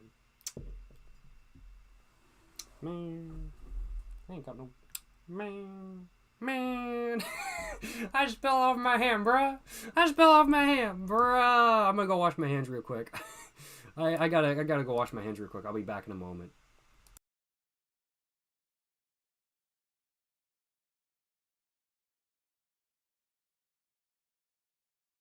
I didn't need an entire towel. I was just looking for like a hand towel to like just wipe off like a little bit of my desk that got some droplets on it and whatnot. But I ended up grabbing an entire towel because I couldn't find a hand towel. I don't know where one is right now. I'll have to look a little bit later. But got CS opened up, just resizing all my windows right now. And let's see, is that resized properly? That is now resized properly. Alrighty. I'm just gonna go ahead and wipe off my bottle real quick. I'm gonna put this towel in the dirty laundry a little bit later on. Just don't feel like having sticky Strongbow all over my fingers while I'm playing Counter-Strike. I will acknowledge. There we go. There we go. All right, should be a little bit better. Should be a little bit better. Jacob, please lift your Mercedes. I'm not gonna lift the Mercedes that I have, just because I want to keep it stock. However, I do want many more W123 Mercedes, and I do want to lift one of them, put off-road tires on it, and then I want to get another one, lift that one as well, and put like 22s on it with some rubber band tires, make it into a donk style, and then I want to get another one, slam it, and then I want to get another one, make it into a pickup truck, and then I want to get another one and make it into a lowrider. And then I want to get another one. And basically what I'm saying is that my dream garage is 20 W123s. That's my dream garage. 20 W123s is my dream garage. That's what I'm saying. That's what I'm saying. You know what I'm saying? Yes, sir. Yes, sir. I will not be lifting the Mercedes that I have, because I just want to keep it stock. I like my Mercedes. I like it at stock ride height. And I don't want to mess with any of the driving ergonomics or anything like that. If I happen to get a second one, though, doing some modifications will be sounding a little bit tempting. I'm not going to lie, but I like my Mercedes as it is right now, and I'm going to keep it that way personally. I do like the look of lifted Mercedes, though. I do think they look pretty fucking badass. I'm not going to lie. I'm not going to lie. But what was I about to say? What was I about to say? Oh, yeah. Let's go ahead. Take a sip of my Strongbow. First hard cider I've had in actually not 3 months. Because I did have a hard cider in Japan. I had a Japanese hard cider. That video will be going live on this channel, Jacob Jones Money, tomorrow. Look forward to it, where I'm drinking a Japanese hard cider for the first time. It was an interesting experience. Look forward to that video. But it is my first time drinking a hard cider in about 2 months. But that's pretty good. Those first 2 sips, pretty solid. I'm not gonna lie. And I do think without further ado, I'm going to go ahead and try to get everything set up if I possibly can. Window capture. Here we go. Is that what I want? That is not what I want. Cancel that. This is the one I want. Here we go. There we go. Is that what I want? I think that's what I want. Yeah, I think that's what I want. Boom. There we go. Perfect. Alrighty. And do I want that right there? No, I'm going to move that to the top. Boom. Just getting everything set up. Alright, very cool, very cool. And, yeah, there's a new update. There's a new update for CS. It looks like brand new day and night in CS2's tropical maps. Ancient and Shoots have gotten visual upgrades.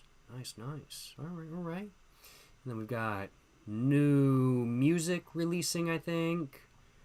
New skins. There's a new little update. New little update for Counter-Strike, it seems. And, competitive Grail, 18 round wins. I don't like Grail that much, so I'm not going to be going for that. I'll acknowledge. But, let's... Oh, no, it's a new season and all of my... Oh, no! I was Silver 1 on Dust 2, and now I'm unranked! That's probably actually because I just haven't played in 3 months. Because this will be my first time playing in 3 months, but I'm no longer ranked on Dust 2! God damn it! I can't believe this shit. I can't believe it.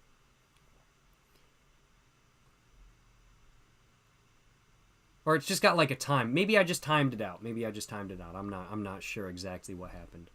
But yes sir, yes sir.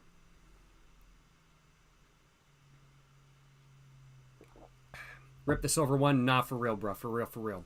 Not gonna lie. You just need 1 win to get your rank back. Okay, big bet. Hopefully it boosts me up to Global Elite Ultimate. When I get my rank up, because y'all know I'm just that good of a player. Just kidding. New season came out, so you might need 3. Yeah, that's true, I might. Premiere Season 3 now. I can't believe it's Premiere Season 3 already. I'm not gonna lie, like, Premiere Season 1, didn't that last for like a full year? And then Season 2 was like 3 months. I was like, what the fuck? It's like, Season 1 was a year, and then Season 2 was like 3 months. I was expecting Season 2 to be like a full year again, I'm not gonna lie, y'all.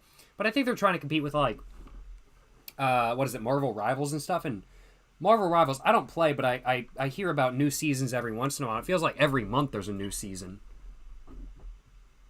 We all saw that R8 clip. Well, I mean, like, glad all y'all did see that clip because, like, I'm really proud of those 2 kills.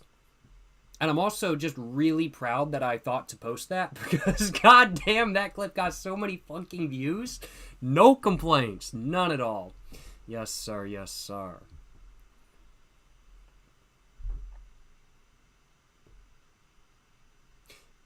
Trying to think, though. I kind of want to listen to some music while playing some CS. Do I want to listen? I'm not going to listen to music on the first round or on the first game. I think I'm going to be playing 2, maybe 3 games, depending on how fast they go. I don't know. I think I'm going to play music on the second game because I want to listen to some music playing CS. But I'm gonna wait.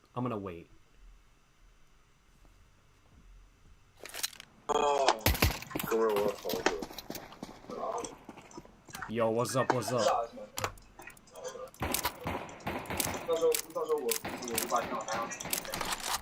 gonna get a kill with the scout first try.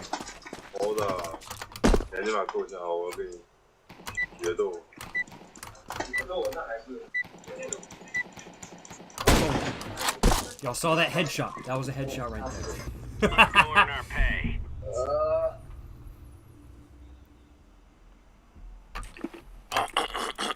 Let me hold on. Mom, can you I'll go with can the you USB. fuck with some shit in the kitchen real quick? All right, bet. Good looks, good looks, good looks. I'm gonna turn up the sound a little bit. Oh, I forgot my sound. There we go.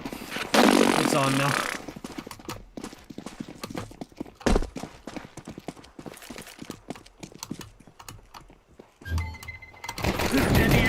That was a really good throw from me.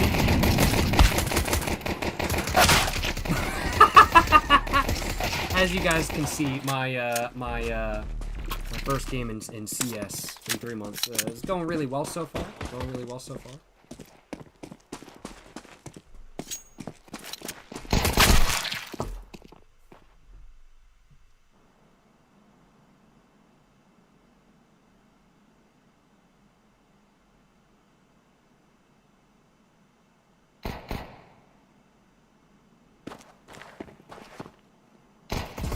Nice.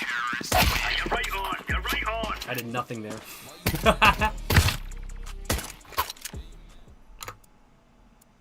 You got by a troll.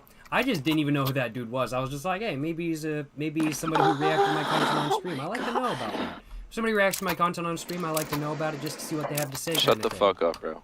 Don't turn on that bitch ass microphone, nigga. Take off that Turtle Beach fucking headset. Put the fuck away. Throwing flashbang. Incendiary. I think bro is projecting right now. Grenade out.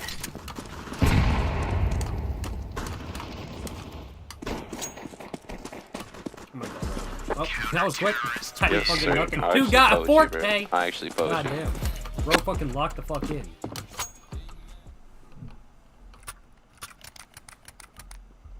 But yeah, I was just kind of like, eh, if somebody is reacting to my content and stuff like that on stream, I like to know. I like to know what's going on.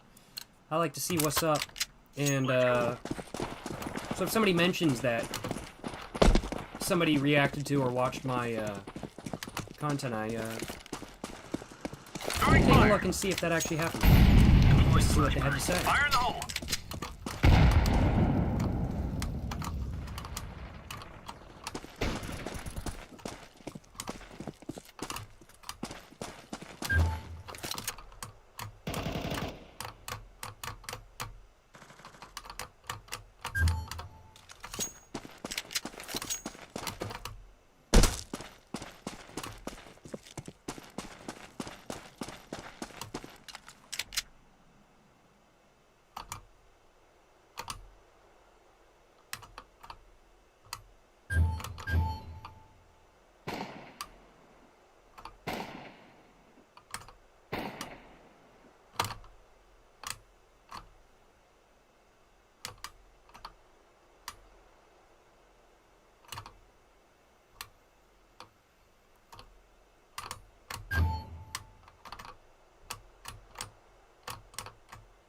I'm betting dude's gonna go cat.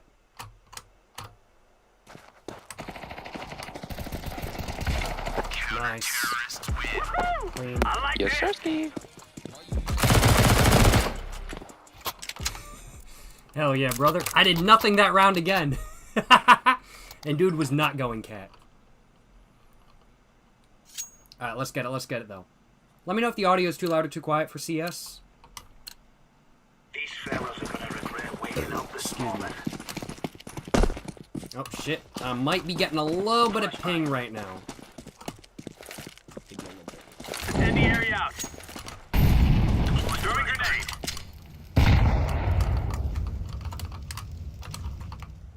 Incendiary.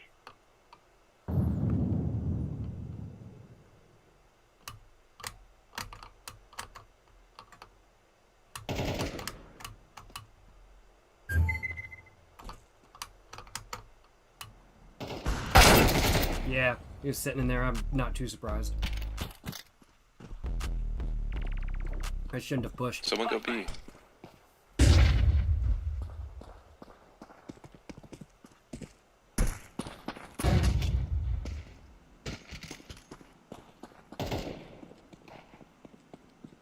Grenade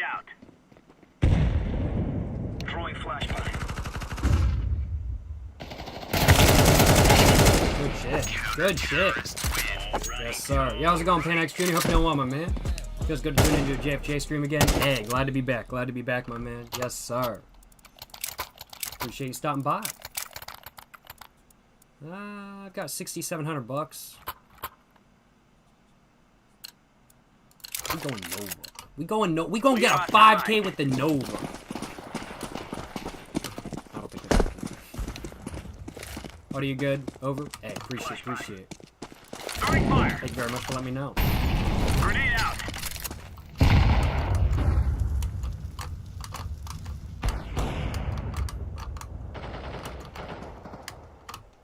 Grenade out.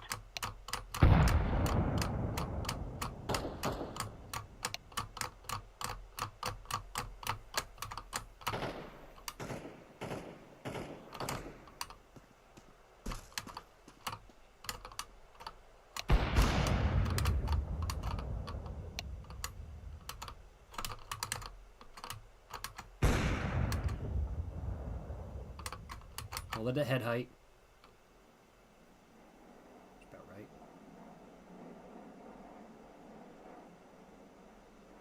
They're not pushing. We've got 4, they've got 4. Probably rotating over here if they weren't already over here.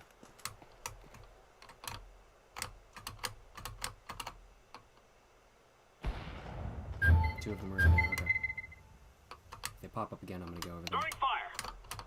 But bomb was not spotted. So I'm gonna keep it quiet.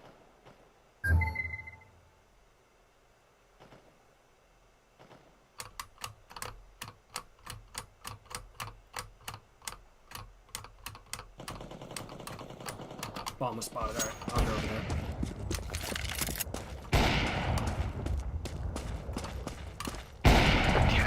Damn, bro. Right on. Yes, sir. Hey, yo. Hope your first week of college going good, my man. Hope you're having a good time.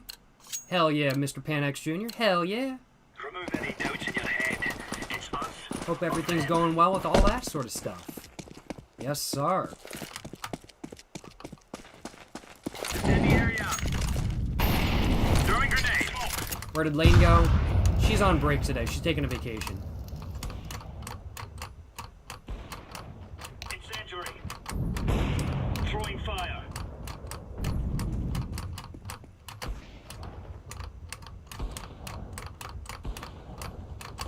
Hey, recreational usage, they're on A.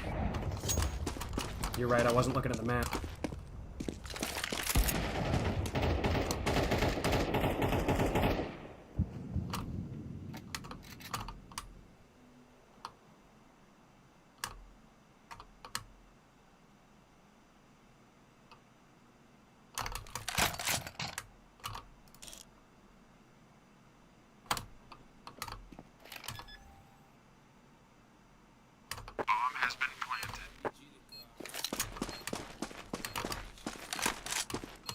Bro, I'm not even gonna lie.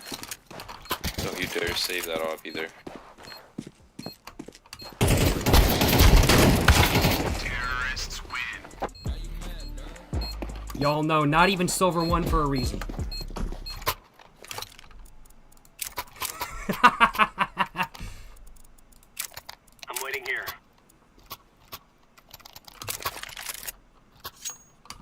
Yes, sir. Hey, at least I did something. As in, i.e., nothing, because I've done 23 damage this round so far. 23 damage. We're doing fire, you'll know. Incendiary. Fire in the hole.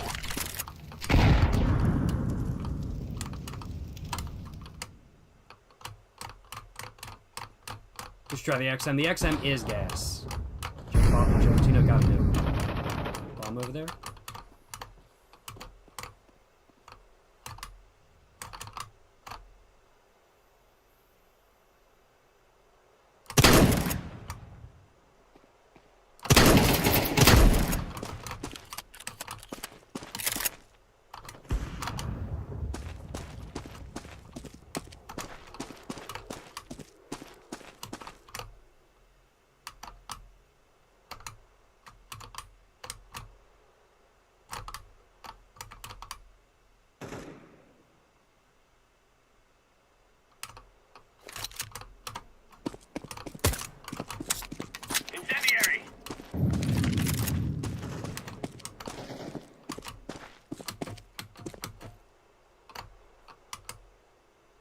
Catwalk.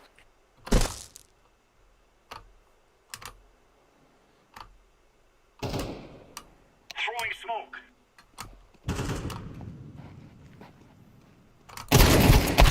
Shit, I shouldn't have peeked. That was my bad. That was a dumb choice.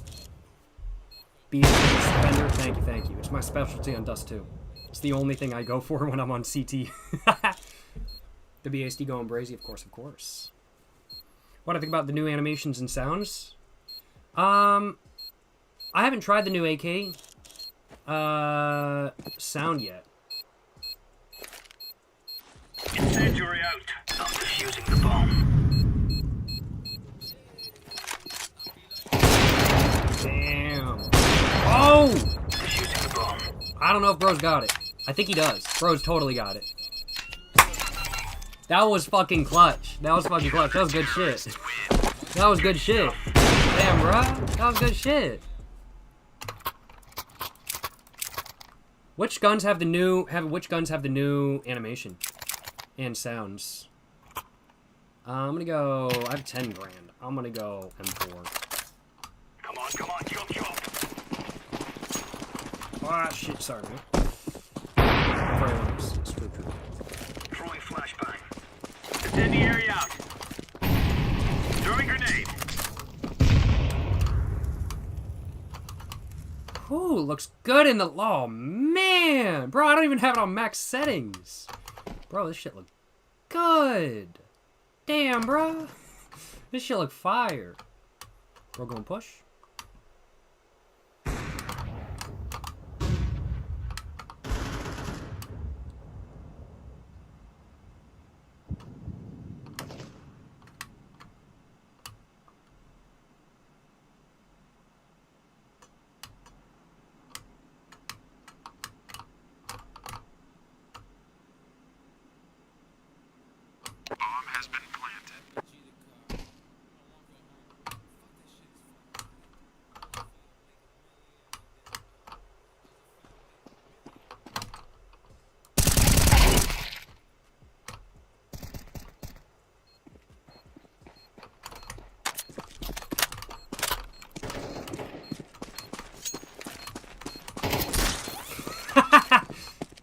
Smoke.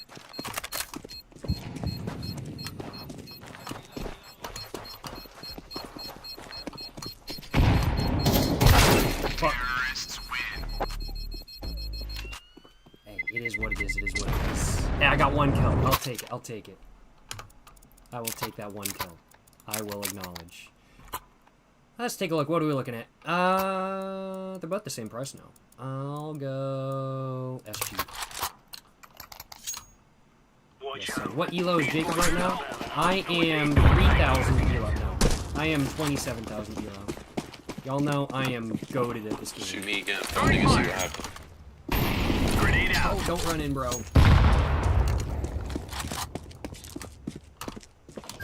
Catwalk. Cat. Let's get it. If my fucking teammate didn't shoot me, I wouldn't be in this position. I would have.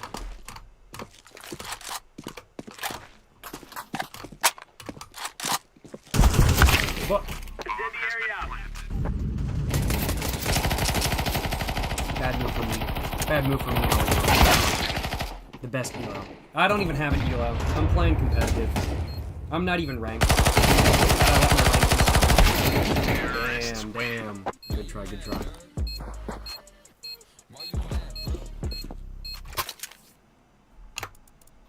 You know what? We're not going B this round. We're going A. We're switching it up. We're going A with the SG. And we go and snipe some people on A at car.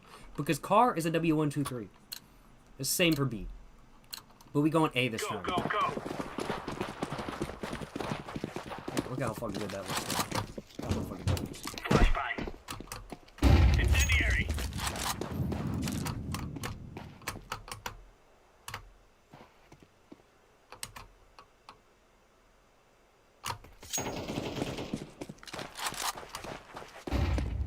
At A. The one time I'm not at A, they're at A.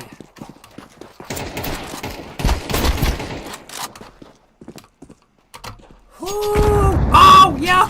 Oh! They rotated.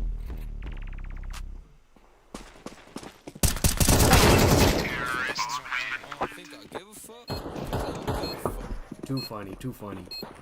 Alright, let's get it though. We gonna do...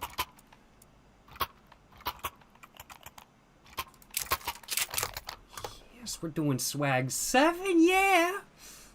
We gonna do swag 7 and bolt right into A.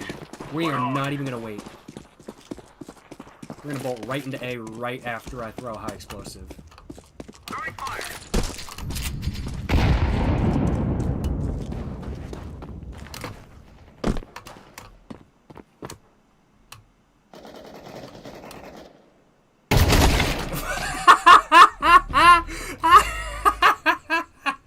That did not go well. That did not go well at all. Oh my god.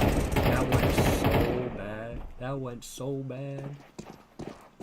Good. Wow, that was, holy shit, the most unsatisfying burp ever.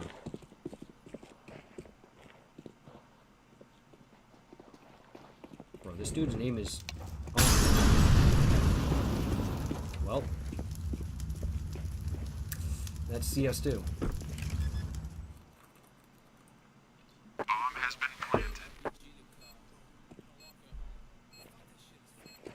You taking this corners fast? Yes, sir. I said I was gonna be bolting right in. Had to do it. You got this shit. Clutch it, bro.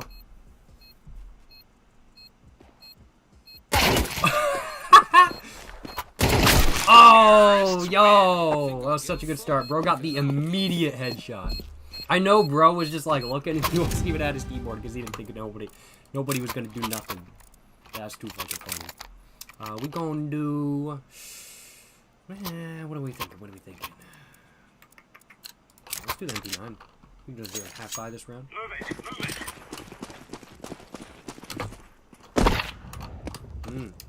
Good thing I jumped there. Incendiary! Throwing fire!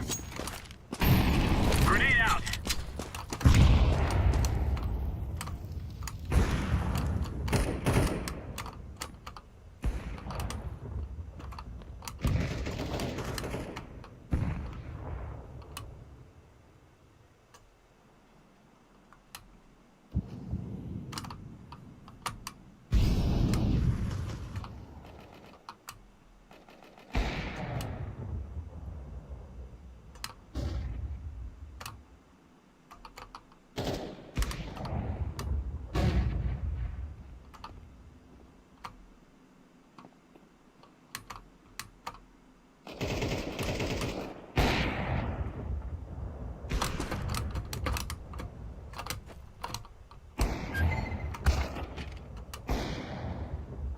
A long.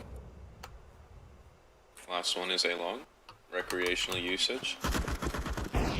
No, do not. That is not A long. Yep. Nope. No, that's A long. Alright. I'll take it. I'm gonna take off my watch just so I can have a little bit more movement on my mouse pad and go like that a little bit more without going all over the place with my watch on my mouse pad. Yes, sir. Yes, sir. Alrighty. We gonna go Molly, smoke. I'll go high explosive. Go catwalk, pussies. Excuse me. Come on, let's go!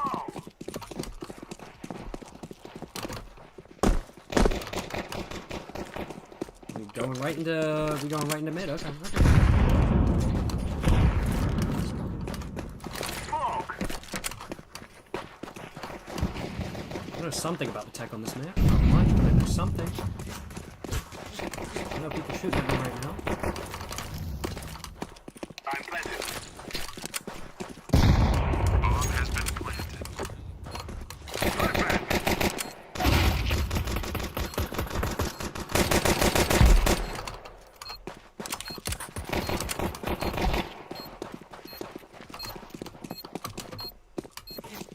Ah, shit. Who the fuck was that dude? I think he was probably on A-long. Yeah, he was on A-long. Long car. We all walked right into that. Bro just got the clutch on that shit. God motherfucking damn.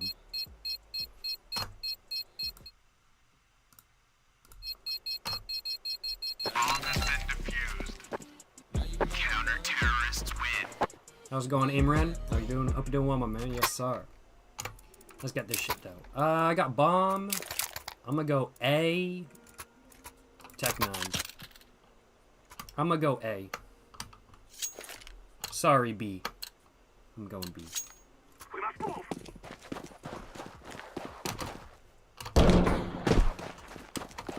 Throw in smoke. Throw in a flashbang. I hear a dude in tunnels. So I'm staying back.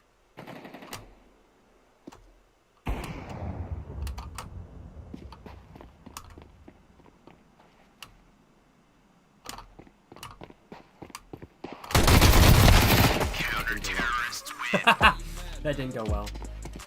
It's not like I didn't tell them where I was going, though. Back from Japan, or am I tripping? I am back from Japan. I do pre-record my videos by a little while. So, I was in Japan for the last 3 months up until this past Monday.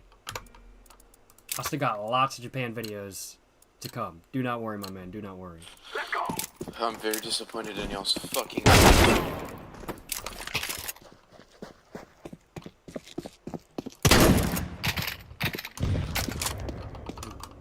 I'm just so much of that. 3 months is crazy. Hey, I had a great time. I enjoy traveling. What can I say?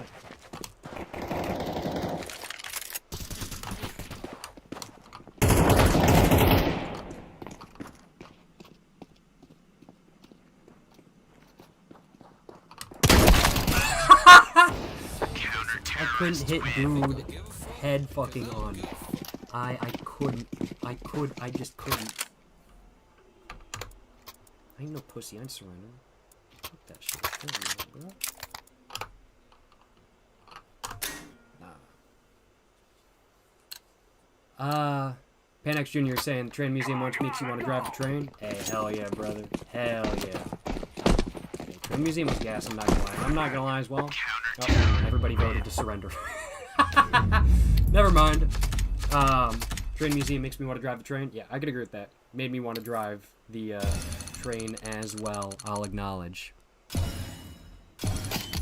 Oh, yo, I got the package. I don't know how I got so much XP from that, but I got the package. I think that's at the store. Here we go. Claim my rewards. Fracture case, yes. All right, which of these two is better? I feel like this is the cooler skin, and I feel like it's gonna be worth more than the MP9 Pine. I'm not sure though. I'm gonna pop open Steam and look at the market and take a look. So, Autumn Thicket. What are we looking at for that? Autumn Thicket.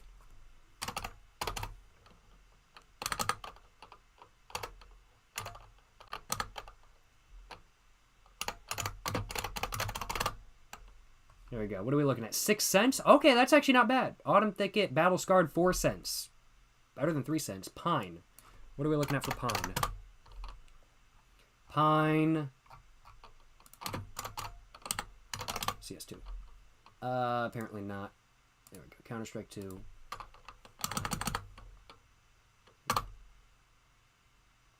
We're looking at... Oh, wow. This is actually better. Pine is better. Pine is 5 cents. Pine is 5 cents rather than like 4 cents max. Okay, that's not too bad. That's not too bad. I'll take it. I'll take it. All right, bet. Hell yeah. Big bet. Got my stuff. I don't really like the skin that much, but hey, I'm just gonna be selling it anyway. I'm not gonna lie, y'all. Got the fracture case as well. Hell yeah, brother. We gonna go ahead and sell that. We gonna go ahead and sell that. Y'all know, big ball of moves. 48 cents. That's what they're selling for right now. I'll do 42. Not $42. I'll do 41 cents. Undercut it just a little bit just to get that instant sale. Ah, shit. I'll do that later. And then we want to sell this one as well because I don't need it. And we're looking at 5 cents. Big bet. And 0.02. It's 4 cents. I'll take it. Bet. Big ball of moves. Hell yeah, brother. Hell yeah. Yes, sir. Yes, sir. Any kind bar skins? I don't think so, sadly. That'd be pretty fire, though. But yeah, the train museum was fucking sick. It was so fire. And I went to a bunch of train museums. I made vlogs at only some of them. But I went to a bunch of them. And fire. I really enjoyed the train museums in Japan. I'm not going to lie. It was some gas stuff. Excuse me. Really enjoyed the museum vids. Glad to hear, my man. Glad to hear. How's it going? Skrunkly Wunkus 43. Hope you're doing well, my man. Yes, sir. If ZA got legalized, would I make a video? Nah. I'm okay. I am not particularly interested in ZA. Hey, I've got no issue if you want to use it. It's just not what I'm interested in personally. But yeah, enjoyed my 3 months in Japan, not gonna lie. Yes, sir. Alrighty though. I'm gonna go ahead and get queued up for another round in a moment, I do think. And I'm gonna go and figure out what music I want to listen to while playing my next round, because I want to listen to some music this next game. So I'm going to do exactly that. If I want to listen to some music, I might as well listen to some music, right? So I use YouTube Music, and I'm going to go and get that opened up. I saw somebody asking what watch I am wearing. I'm not wearing a watch on my wrist right now. We can see I do wear a watch a lot, though. I got that tan line going. I just took it off just so I can move my hand on my mouse pad a little bit easier. But I was wearing this. It's a G-Shock DW9052 GBX, which was kindly gifted by one of y'all. I really appreciate it. I am a fan of this watch. I quite like it. It's very comfy, tells the time very well, and does exactly what I need it to do while looking good. No complaints on my behalf, I will acknowledge. I think I'm just going to open up my top 300 songs playlist that I need to finish sorting. And I am going to, real quick, just organize a little bit of a queue that I want to listen to. I think we're going to start with that song. We're going to go to that. We're going to go to that. And then I think we're going to go to that. Yeah, bet. Go to that. And then we're going to be looking at, is the PR box open again? Not currently, no. The PO box is not currently open. I've got a lot to work my way through. But once I work my way through even part of it, I am looking at opening the PO box again. I'll acknowledge.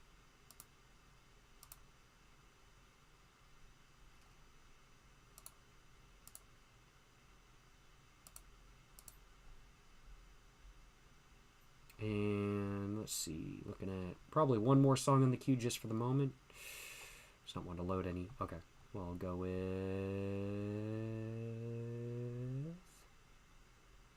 that. I'll go with that. All right, bet. I'm just going to organize these a bit more. Oh, fuck, I just accidentally dismissed. Okay. We're just going to play it by ear. I just accidentally dismissed the entire queue, which is not great. Not what I wanted to do. So I'm just queuing up 3 songs in advance. Bet. Big bet. Are you live in Japan? I am not. No, I'm back home. Almost done with my alcohol, though. Oh my goodness. This is some good stuff.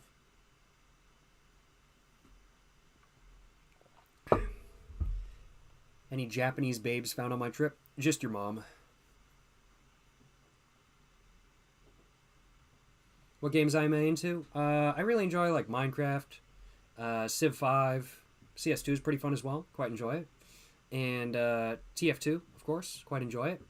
And Portal, Portal. Source games in general, pretty dang goated if you ask me. Balatro, pretty enjoyable as well. BeamNG Drive, absolutely based. If I had to say probably my 3 favorite games at this moment in time, I'd probably say BeamNG Drive, Minecraft, Sid Meier's Civilization 5, then CS2, honestly. Those are probably my 3 favorite games right now. ENA Dream Barbecue, also gas. I definitely want to do another live stream, speedrunning ENA Dream Barbecue in the future. And yeah. Those are a lot of games I enjoy, I'll acknowledge. What about Wii Bowling? Based. Wii Bowling is amazing. So good, so good. MX Bikes. I have heard good things. I've seen Franz J play MX Bikes, and it looks like fun. Which do I prefer, analog or digital watches? I like both. Personally, I prefer digital watches just because sometimes, like some days, I'm wearing an analog watch and it just keeps ticking, and I can't zone out the ticking. Whereas digital watches make no noise. So overall, I'd have to say I prefer digital watches, but I do enjoy analog every once in a while as well.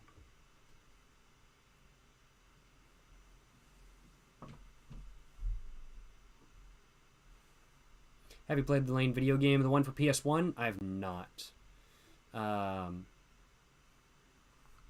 heard it's good, though. I've heard it's very different than the television show.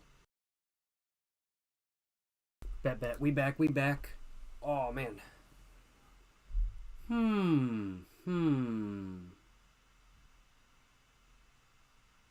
Trying to think if I want to play any more CS. Or I could rank car brands on a tier list.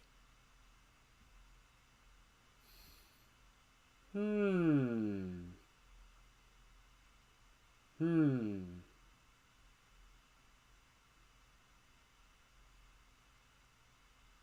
think I'm gonna do that. I think I'm a rank cars on a tier list. I kind of want to do that.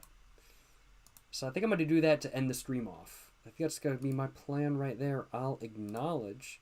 Let me go and get a guest window open so I don't dox everything. Probably a good idea. Guest profile. There we go. And I'm going to go and get that set up on my scene down here. Boom. And Going.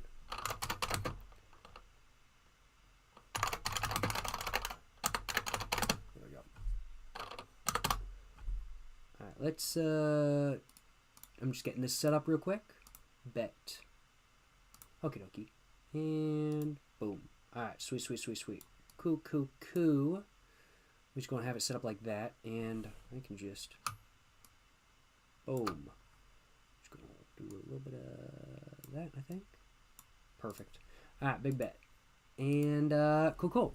Alright, so we're doing a car brand tier list to finish off the live stream, I think. I think that's going to be my plan. And looks like there's one right here. Car brands tier list maker. Oh, yeah. There's a lot of brands to rank on the list. This is not all car brands, of course, but I think this is probably... Oh, no. There we go. I think this is the list I'm going to be using. So, just makers or models too? Just makers. With models, we would be looking at thousands of cars on a tier list, which, while that does sound fun, I don't know if I'm willing to do right now. But that would be amusing, I'm not going to lie, y'all. Hope y'all enjoyed the CS2 portion of the live stream, though. I enjoyed playing some CS2 for the first time in a couple months. I think total I got, what was that, 3, maybe 4 kills in 2 games. As you guys can tell, Counter-Strike professional here. But, I think without further ado, should probably go and hop into doing a car brands tier list. So let's go ahead and do that. Let's finish off the stream with that. Going to be using this one right here that's already on tier maker. Dream car at some point is a 1969 El Camino SS. What do I think about it? Based.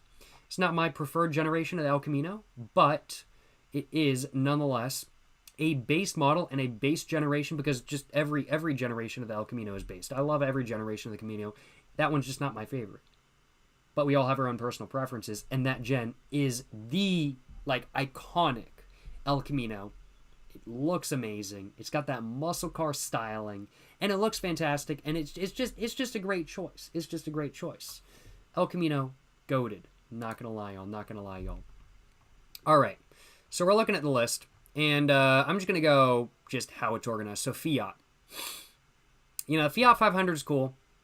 Everything Fiat makes these days, I fucking hate. Fiat. Fix it again, Tony. F tier for Fiat. Alfa Romeo.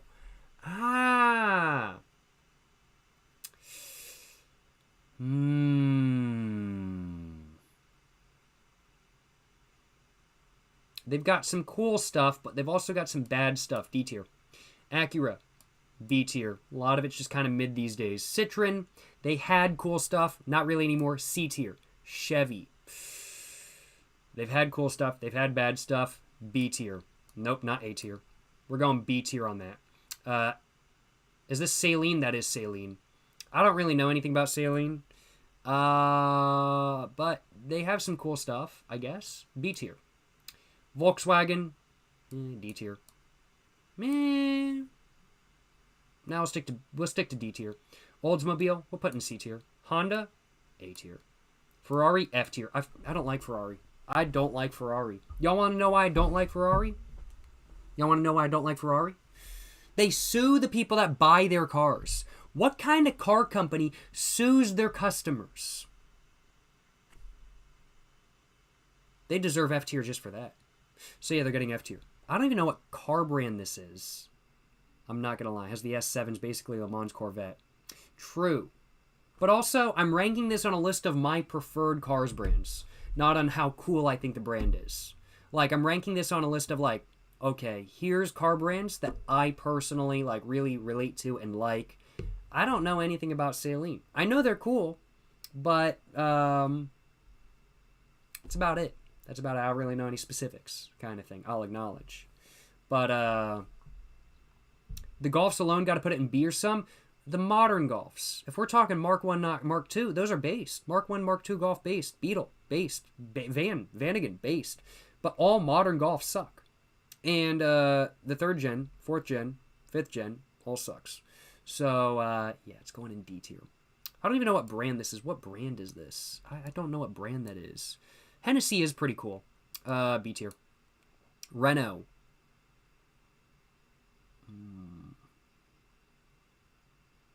Not my favorite French automaker. Not my favorite. But they got some really cool... I'm putting it in A tier. I'm putting Renault in A tier. It's going to piss some people off. Have I seen the Super Engine VW events? I have. They're pretty cool. Honda being Volkswagen is crazy? How's that crazy? That's not crazy at all. VW makes banger diesels. Yeah, they also make transmissions that go bang as well. My family's had a bad experience with VWs. I'm not a VW. I think the Beetle is cool. I think the Vanagon is cool. I think the VW bus is cool. I think the Mark 1 and Mark 2 Golf is cool. And I think a lot of their new cars look really nice. I would not own one, though, personally. Rolls-Royce, C tier. It's tempting to put it in B tier, but I'm putting it in B tier just because of the Silver Shadow, because it's cool. I don't like new Rolls-Royces, but the Silver Shadow is badass. So we're putting it in B tier. What brand is this? I don't know what brand is in the... Oh, wait, y'all can't even see that shit. What brand is this? I don't know. I don't even know what brand that is. Lotus. That's S tier. Lotus is S tier. No question. Shelby, pretty cool. I think Shelby's pretty neat. I'll put that in A tier. Mercury, B tier. Peugeot, they had some cool cars. They don't really anymore. 504, 505. Oh, man, they're goated. Top of B tier. Above Chevy. No, we'll put Chevy above them. Hennessy above that. Actually, I'm going to put Mercury in C tier. And Plymouth, C tier. Well, the Plymouth, like, Roadrunner and stuff, but, like, all the, like, when I think Plymouth, I think of, like, the Plymouth Neon and shit. But, like, the Roadrunner is fucking awesome. But it is kind of a dead brand. It is kind of a dead brand. Yeah, I don't know. See, Lycan, cheapest car costs $4.9 million USD. Nah, D tier. Too expensive. Mazda, based. I love Mazda. Mazda's super cool. I'm like, frankly, put fucking S tier. They make the Miata. They're S tier. Miata is S tier. They make the Miata. And as we all know, Miata is always the answer. I don't own one, but it's always the answer. I would totally own a Miata, though. If I had the choice to buy any new car today, and it was 100% free, I'd get a fully loaded out Mazda Miata, brand new. That's probably, well, okay. If I say, okay, any brand new car today, I'd probably choose like the $4.9 million car and then sell that and get whatever I want. But if I had the choice like under $50,000, any car, I would get a fully loaded out Mazda Miata. But would I much rather have a Lotus Evora over a Mazda Miata? Yes, I would. Yes, I would. Lotus is British at brakes? Yes, this is why you buy a Lotus with a Toyota engine, so it doesn't break. You should import a 504 diesel. They actually, you don't need to import them. You don't need to import them. They sold the 504 and 505 diesels in the United States. But I would not import one more than likely unless I had a shit ton of money. Because parts availability, impossible. And there's just no parts. There's no third party at all anything. I can't find anything for them. I think they're really cool, especially the pickup truck, the 4x4 pickup truck 504 diesels. I think they're super cool. But I wouldn't import one. When/if you sell the W123, that ain't happening. Nah, it's my dream car, bro. And one of the things I love about the W123 is, one, it's an old diesel. I fucking love it. It's a tank. I love it. It looks amazing. Love it. And two, there's so much parts availability, and it's easy to work on yourself because there's so much information online that has been put online over the last 45 years, which is great. But yeah. The Supra is under 50K.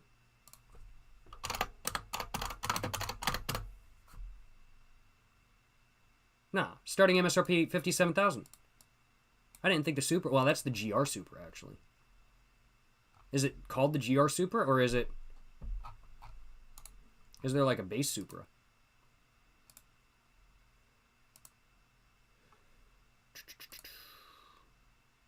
G86 starts at $30,000. So much for affordable sports car. Is what it is. GR Corolla 39, awesome, but I don't know if I'd go for it. Not currently, at least, but it is a very cool car. But the Supra, yeah, it does start at 57. It does start at 57. Let's go and take a look. Infiniti. As much as people dog on Infiniti these days, I actually do think they have some really cool cars and some really like good-looking cars that might not, like some of their cars like don't look so hot anymore, but they looked really good back in the day. And I think they have some cars that have aged very well over time. I am not going to lie. I think Infiniti absolutely deserves A tier. Absolutely deserves A tier. Dodge, B tier. B tier. I don't like them other than the fact that Cummins engines come in them. Kia, they got the Kia Stinger. A tier. Maserati, D tier. D tier. Porsche, A tier. Too expensive these days, though. That's the only if they made cheaper Porsche 911s, I would say that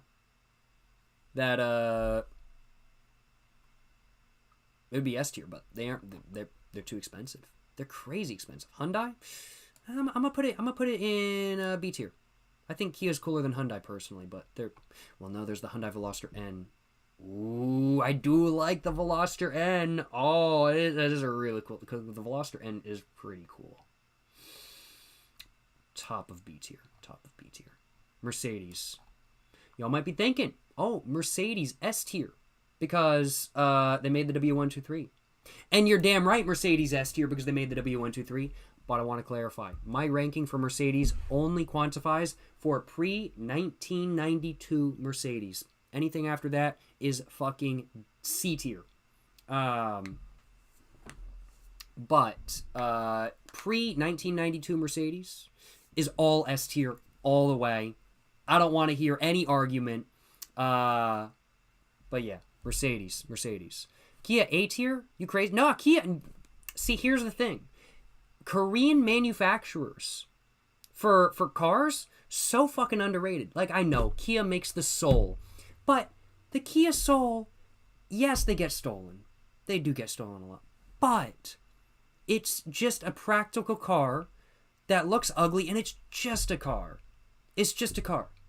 And in the world of so many manufacturers trying to do all these crazy gimmicks to get people to buy it, Kia just sat there and made a car look mildly interesting, and it fucking sells like hotcakes.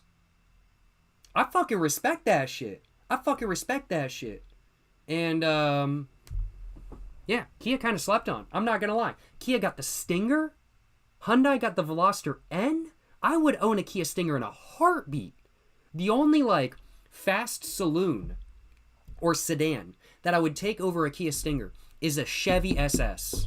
This the only car I would take over a Kia Stinger. And actually, I was thinking, okay, Chevy B tier. But there was the Chevy SS. No, I'm leaving it. I'm leaving it B tier for the moment. I'll figure it out. TVR. Don't really have much experience with them, but I'm just gonna put it in B tier. I think that's reasonable. Lancia used to be really cool, and he is not really cool anymore. C tier. Ford, B tier. B tier. American, oh, badass. Oh yeah, no, this is badass. American Motors, super cool. Lexus, S tier. Jag, BAC. BAC is not Bank of America. BAC Cars. Oh no, it's BAC Mono. Okay.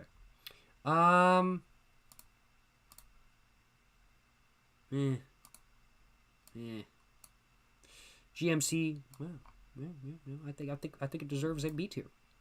I think so. I'm actually gonna put.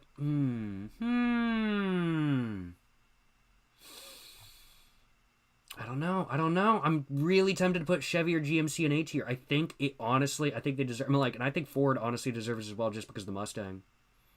And I think Chevy or GMC, like GMC. I don't know. I like GMCs. I like Chevys. I don't like all of them. They've made some shit cars over the years. But I don't know. BYD is slept on. BYD is slept on in the United States, at least. The engines are not reliable. It's because you're buying the wrong engine. I mean, like, yes, Kia and Hyundai have had reliability issues in the past. They've fixed a lot of them, though. The perception is more so than not going away, because they have dramatically improved their reliability these days. Are Kia and Hyundai as reliable as Toyota or Honda? No. It's Toyota and Honda. But are Hyundai and Kia as reliable as Chevy or Ford? Fuck yeah, they are. Chevy and Ford, man, shit, bro. They ain't reliable. If you're calling a Chevy or a Ford reliable, you're calling a Kia or a Hyundai reliable. Because I think Kia and Hyundai are probably more reliable than a modern Chevy or a modern Ford these days. I'm just saying. That's my take, at least. New Corvette is cool. New Corvette is really cool, and I honestly do think, like, square body, Corvette. I mean, like, they got some really cool Chargers from back in the day. I think Chevy deserves A tier, and I think GMC deserves A tier as well, because of the GMC Cyclone and Typhoon. It's the only reason. I think those are two fucking badass cars. I love the Cyclone. Tesla, F tier. Jeep. Jeeps were cool. Jeeps were best when they were made by American Motors. And now that they're not anymore and they're made by Chrysler, by FCA, they're kind of trash, overpriced garbage. So, F tier. Audi. They got some really cool cars. Audi Quattro, really cool. Modern Audis, they got the wagons. The Audi S6, I think that's pretty cool. I'm putting it in B tier. BMW E30, badass. BMW 2002, love it. Not really the biggest fan of the new cars, though. B tier. Volvo, A tier. Easy A tier. Volvo's, I'm like, even their new cars are pretty based. I'm not gonna lie. Volvo, absolutely A tier, without a doubt. Buick Grand National, and even the modern cars Buick is making, I like Buick as a brand. I am biased. I do love I do like the Buick, the super big wagon with the LS1. I like that. A tier. Caterham. Gotta look up one of these. I know the brand.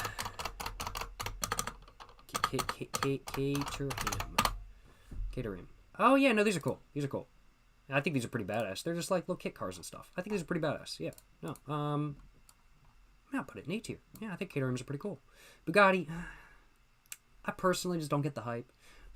I mean, like, I know it's a rich man's toy, but overpriced, too much maintenance. I don't get it. C tier. What is this? This is Holden. A tier. Toyota. S tier. And you know, shit, I'm gonna put Holden S tier as well, because, man, I fucking love Utes. Dodge.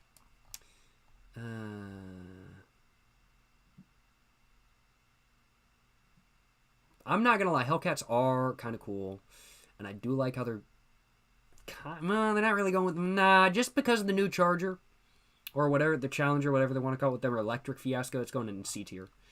What is this? A Barth? C tier. Hummer. A tier. I know that's controversial, but I actually think the H1, H2, and H3 are kind of fucking badass. I just think they're like hilariously like 2000s. Like the glim and the glam to them. Like they're so 2000s, I don't know. They've kind of grown on me over the years. So yeah, Hummer's going in A tier. Eagle. Badass. Pagani. C tier. Ariel. Ariel Atom is pretty cool. Put it in B tier. Mini. B tier. Nissan.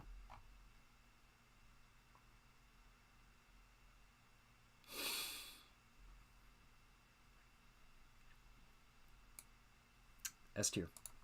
I know y'all are probably like, what the fuck? Nissan going in S tier. What the hell is that about? Because they make the Ultima. Nah. Based. Just imagine if an Ultima was actually taken care of, how reliable it would be. If it didn't have the CVT. If Ultimas can take the abuse that their owners give them and keep driving, imagine how good they would be. Imagine how reliable they would be if they were actually taken care of.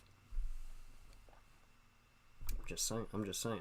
Plus, 4-door Nissan pickup truck.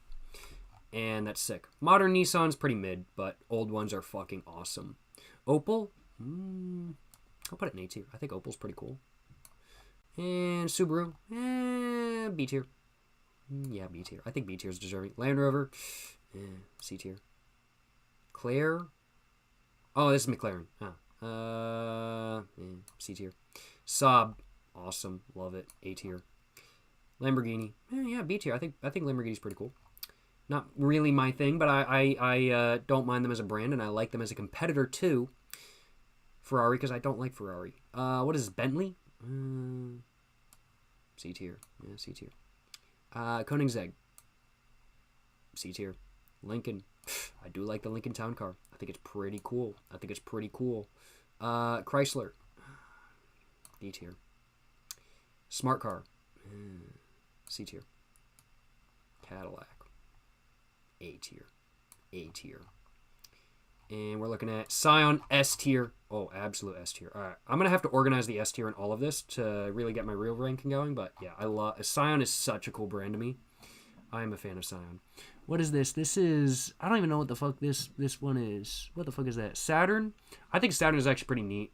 I'll put it in B tier. Suzuki, fucking awesome. A tier. And I burp. Excuse me. Mitsubishi. They used to make cool cars. They don't anymore. C tier. Pontiac, they used to make cool cars. They don't anymore, for obvious reasons. C tier. And, oh man, what the fuck is this? I don't know what brand this is. Do y'all know what brand that is? That's Aston Martin? Oh, okay. C tier. Okie dokie. That is my car brand tier list. Definitely not a completely crazy car brand tier list. Definitely the person who made this had a focus on really high-end cars. And not a lot of really niche brands. Like, for example, Maruti Suzuki is not on there. Although I guess you can consider that part of Suzuki. But it's Maruti. There's Maruti Suzuki. There's Vauxhall. And those are kind of the same things as Opel, to an extent. But that wasn't on there. No Vauxhall Corsa. So, not a completely,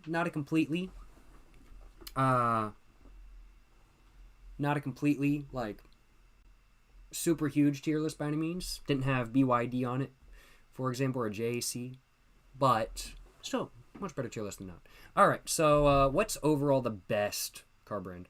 I'm going to have to go with Mercedes, Scion, Lotus, Toyota, Lexus, Lotus, Mazda, Holden, Nissan. I'm going to stick with that rating. And then A tier, I'm going to go... Shit, man. It's hard right here. I'm going to go... Ooh. I'm I'm honestly put Infiniti at the top because I honestly really do think Infiniti has some pretty cool cars. Go Infiniti, Honda, Renault, Cadillac. Cadillac's up here mainly because of the CTSVs and because of the Coupe de Villes from the 1970s. And we'll put Kia above Shelby. I know that's probably going to piss some people off. Shelby above Porsche. Ford over American. GMC over American. And I'll put Volvo over American. Buick can stay there. Hummer can go above Caterham. You can go above Caterham. Opel can go above Caterham. Saab definitely above Caterham. And I'll put, Caterham's just going to go at the bottom. Lincoln and Suzuki is going to go all the way up to the top up here. And yeah, we'll stick with that. All right, Acura. Hyundai, Peugeot, I think that's about right. Hennessy, Saleen, that's pretty accurate, I would say. I think I'll put BMW up there. And I'll put Subaru, I'm going to have to say probably right there. I'd say that's about right. Citroen, I'll say that's about right. About right. I think so. I think that's about right. I'll acknowledge. Yeah, I'd have to say that's about accurate. And yeah, I'd say that's about right again. And then this, move that all the way to the front, so that's the one I'm hating the most. I might hate Fiat. No, I do hate Fiat more than Ferrari. All right, we'll go with that. And there is my tier list. There's my tier list right there. Boom. What the hell is Saturn? So Saturn is an American... Okay, it's very interesting. I think Saturn is super cool. Saturn was an American brand of cars spun off by GM that were independently created at first. Now, it eventually became a brand that was just using rebrands of other GM products. And at that point, it started being pretty trash. But the OG first gen Saturns are so fucking cool, especially the wagons. Oh man, look at that. The first gen Saturn wagons, in my opinion, are just some of the most unique looking wagons of all time. Apparently they made right-hand drive versions. I didn't even know they made right-hand drive versions. Like, you can get a fucking right-hand drive Saturn wagon in fucking silver, beige, whatever you want to call it. Pretty fucking based. Like, just some of the most unique first gen. I'm like, in my opinion, they had some of the like most really interesting, unique styling, and I think they've aged very well, and I think they look very interesting even today. Like, I mean, like, tell me that doesn't look good. It does look good. I think they're very cool cars. And yeah, this shit fucking sucks though. This is like third gen, and I don't like it. But this is cool. This is cool. That's my take. All right. So do y'all agree? Do y'all disagree with my tier list? Toyota deserves a tier of its own. Yeah, I do like my Toyotas. I do like my Toyotas, I'll acknowledge. Everyone has different tastes in cars. This is very true. This is very true. Alrighty though, y'all. I think I am going to be ending the stream right here. Appreciate y'all watching. Appreciate y'all watching today's stream. I'm pretty tired. Next time I'm going to be streaming, I'm not sure. Not tomorrow. Not the next day. Probably 3 or 4 days from now is the next time I'm going to be streaming. And I'm not going to say exactly when because I don't know when myself. Got a lot of stuff going on over the next couple weeks or so. So I'm going to be a little bit busy. But I'm going to be enjoying myself. And I hope y'all are going to be enjoying yourselves as well. Unless I'm busy next Wednesday. There should be a stream coming up next Wednesday, so look forward to that, and maybe a stream in between. We'll find out. Appreciate.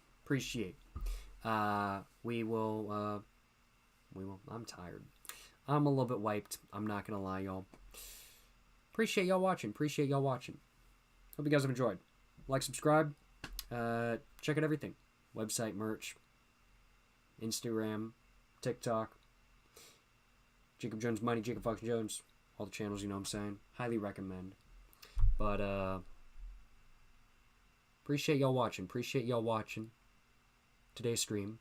And, have a great rest of y'all's day, morning, night, whatever it may be. Have a great one, y'all. Yes, sir. You know what I'm saying?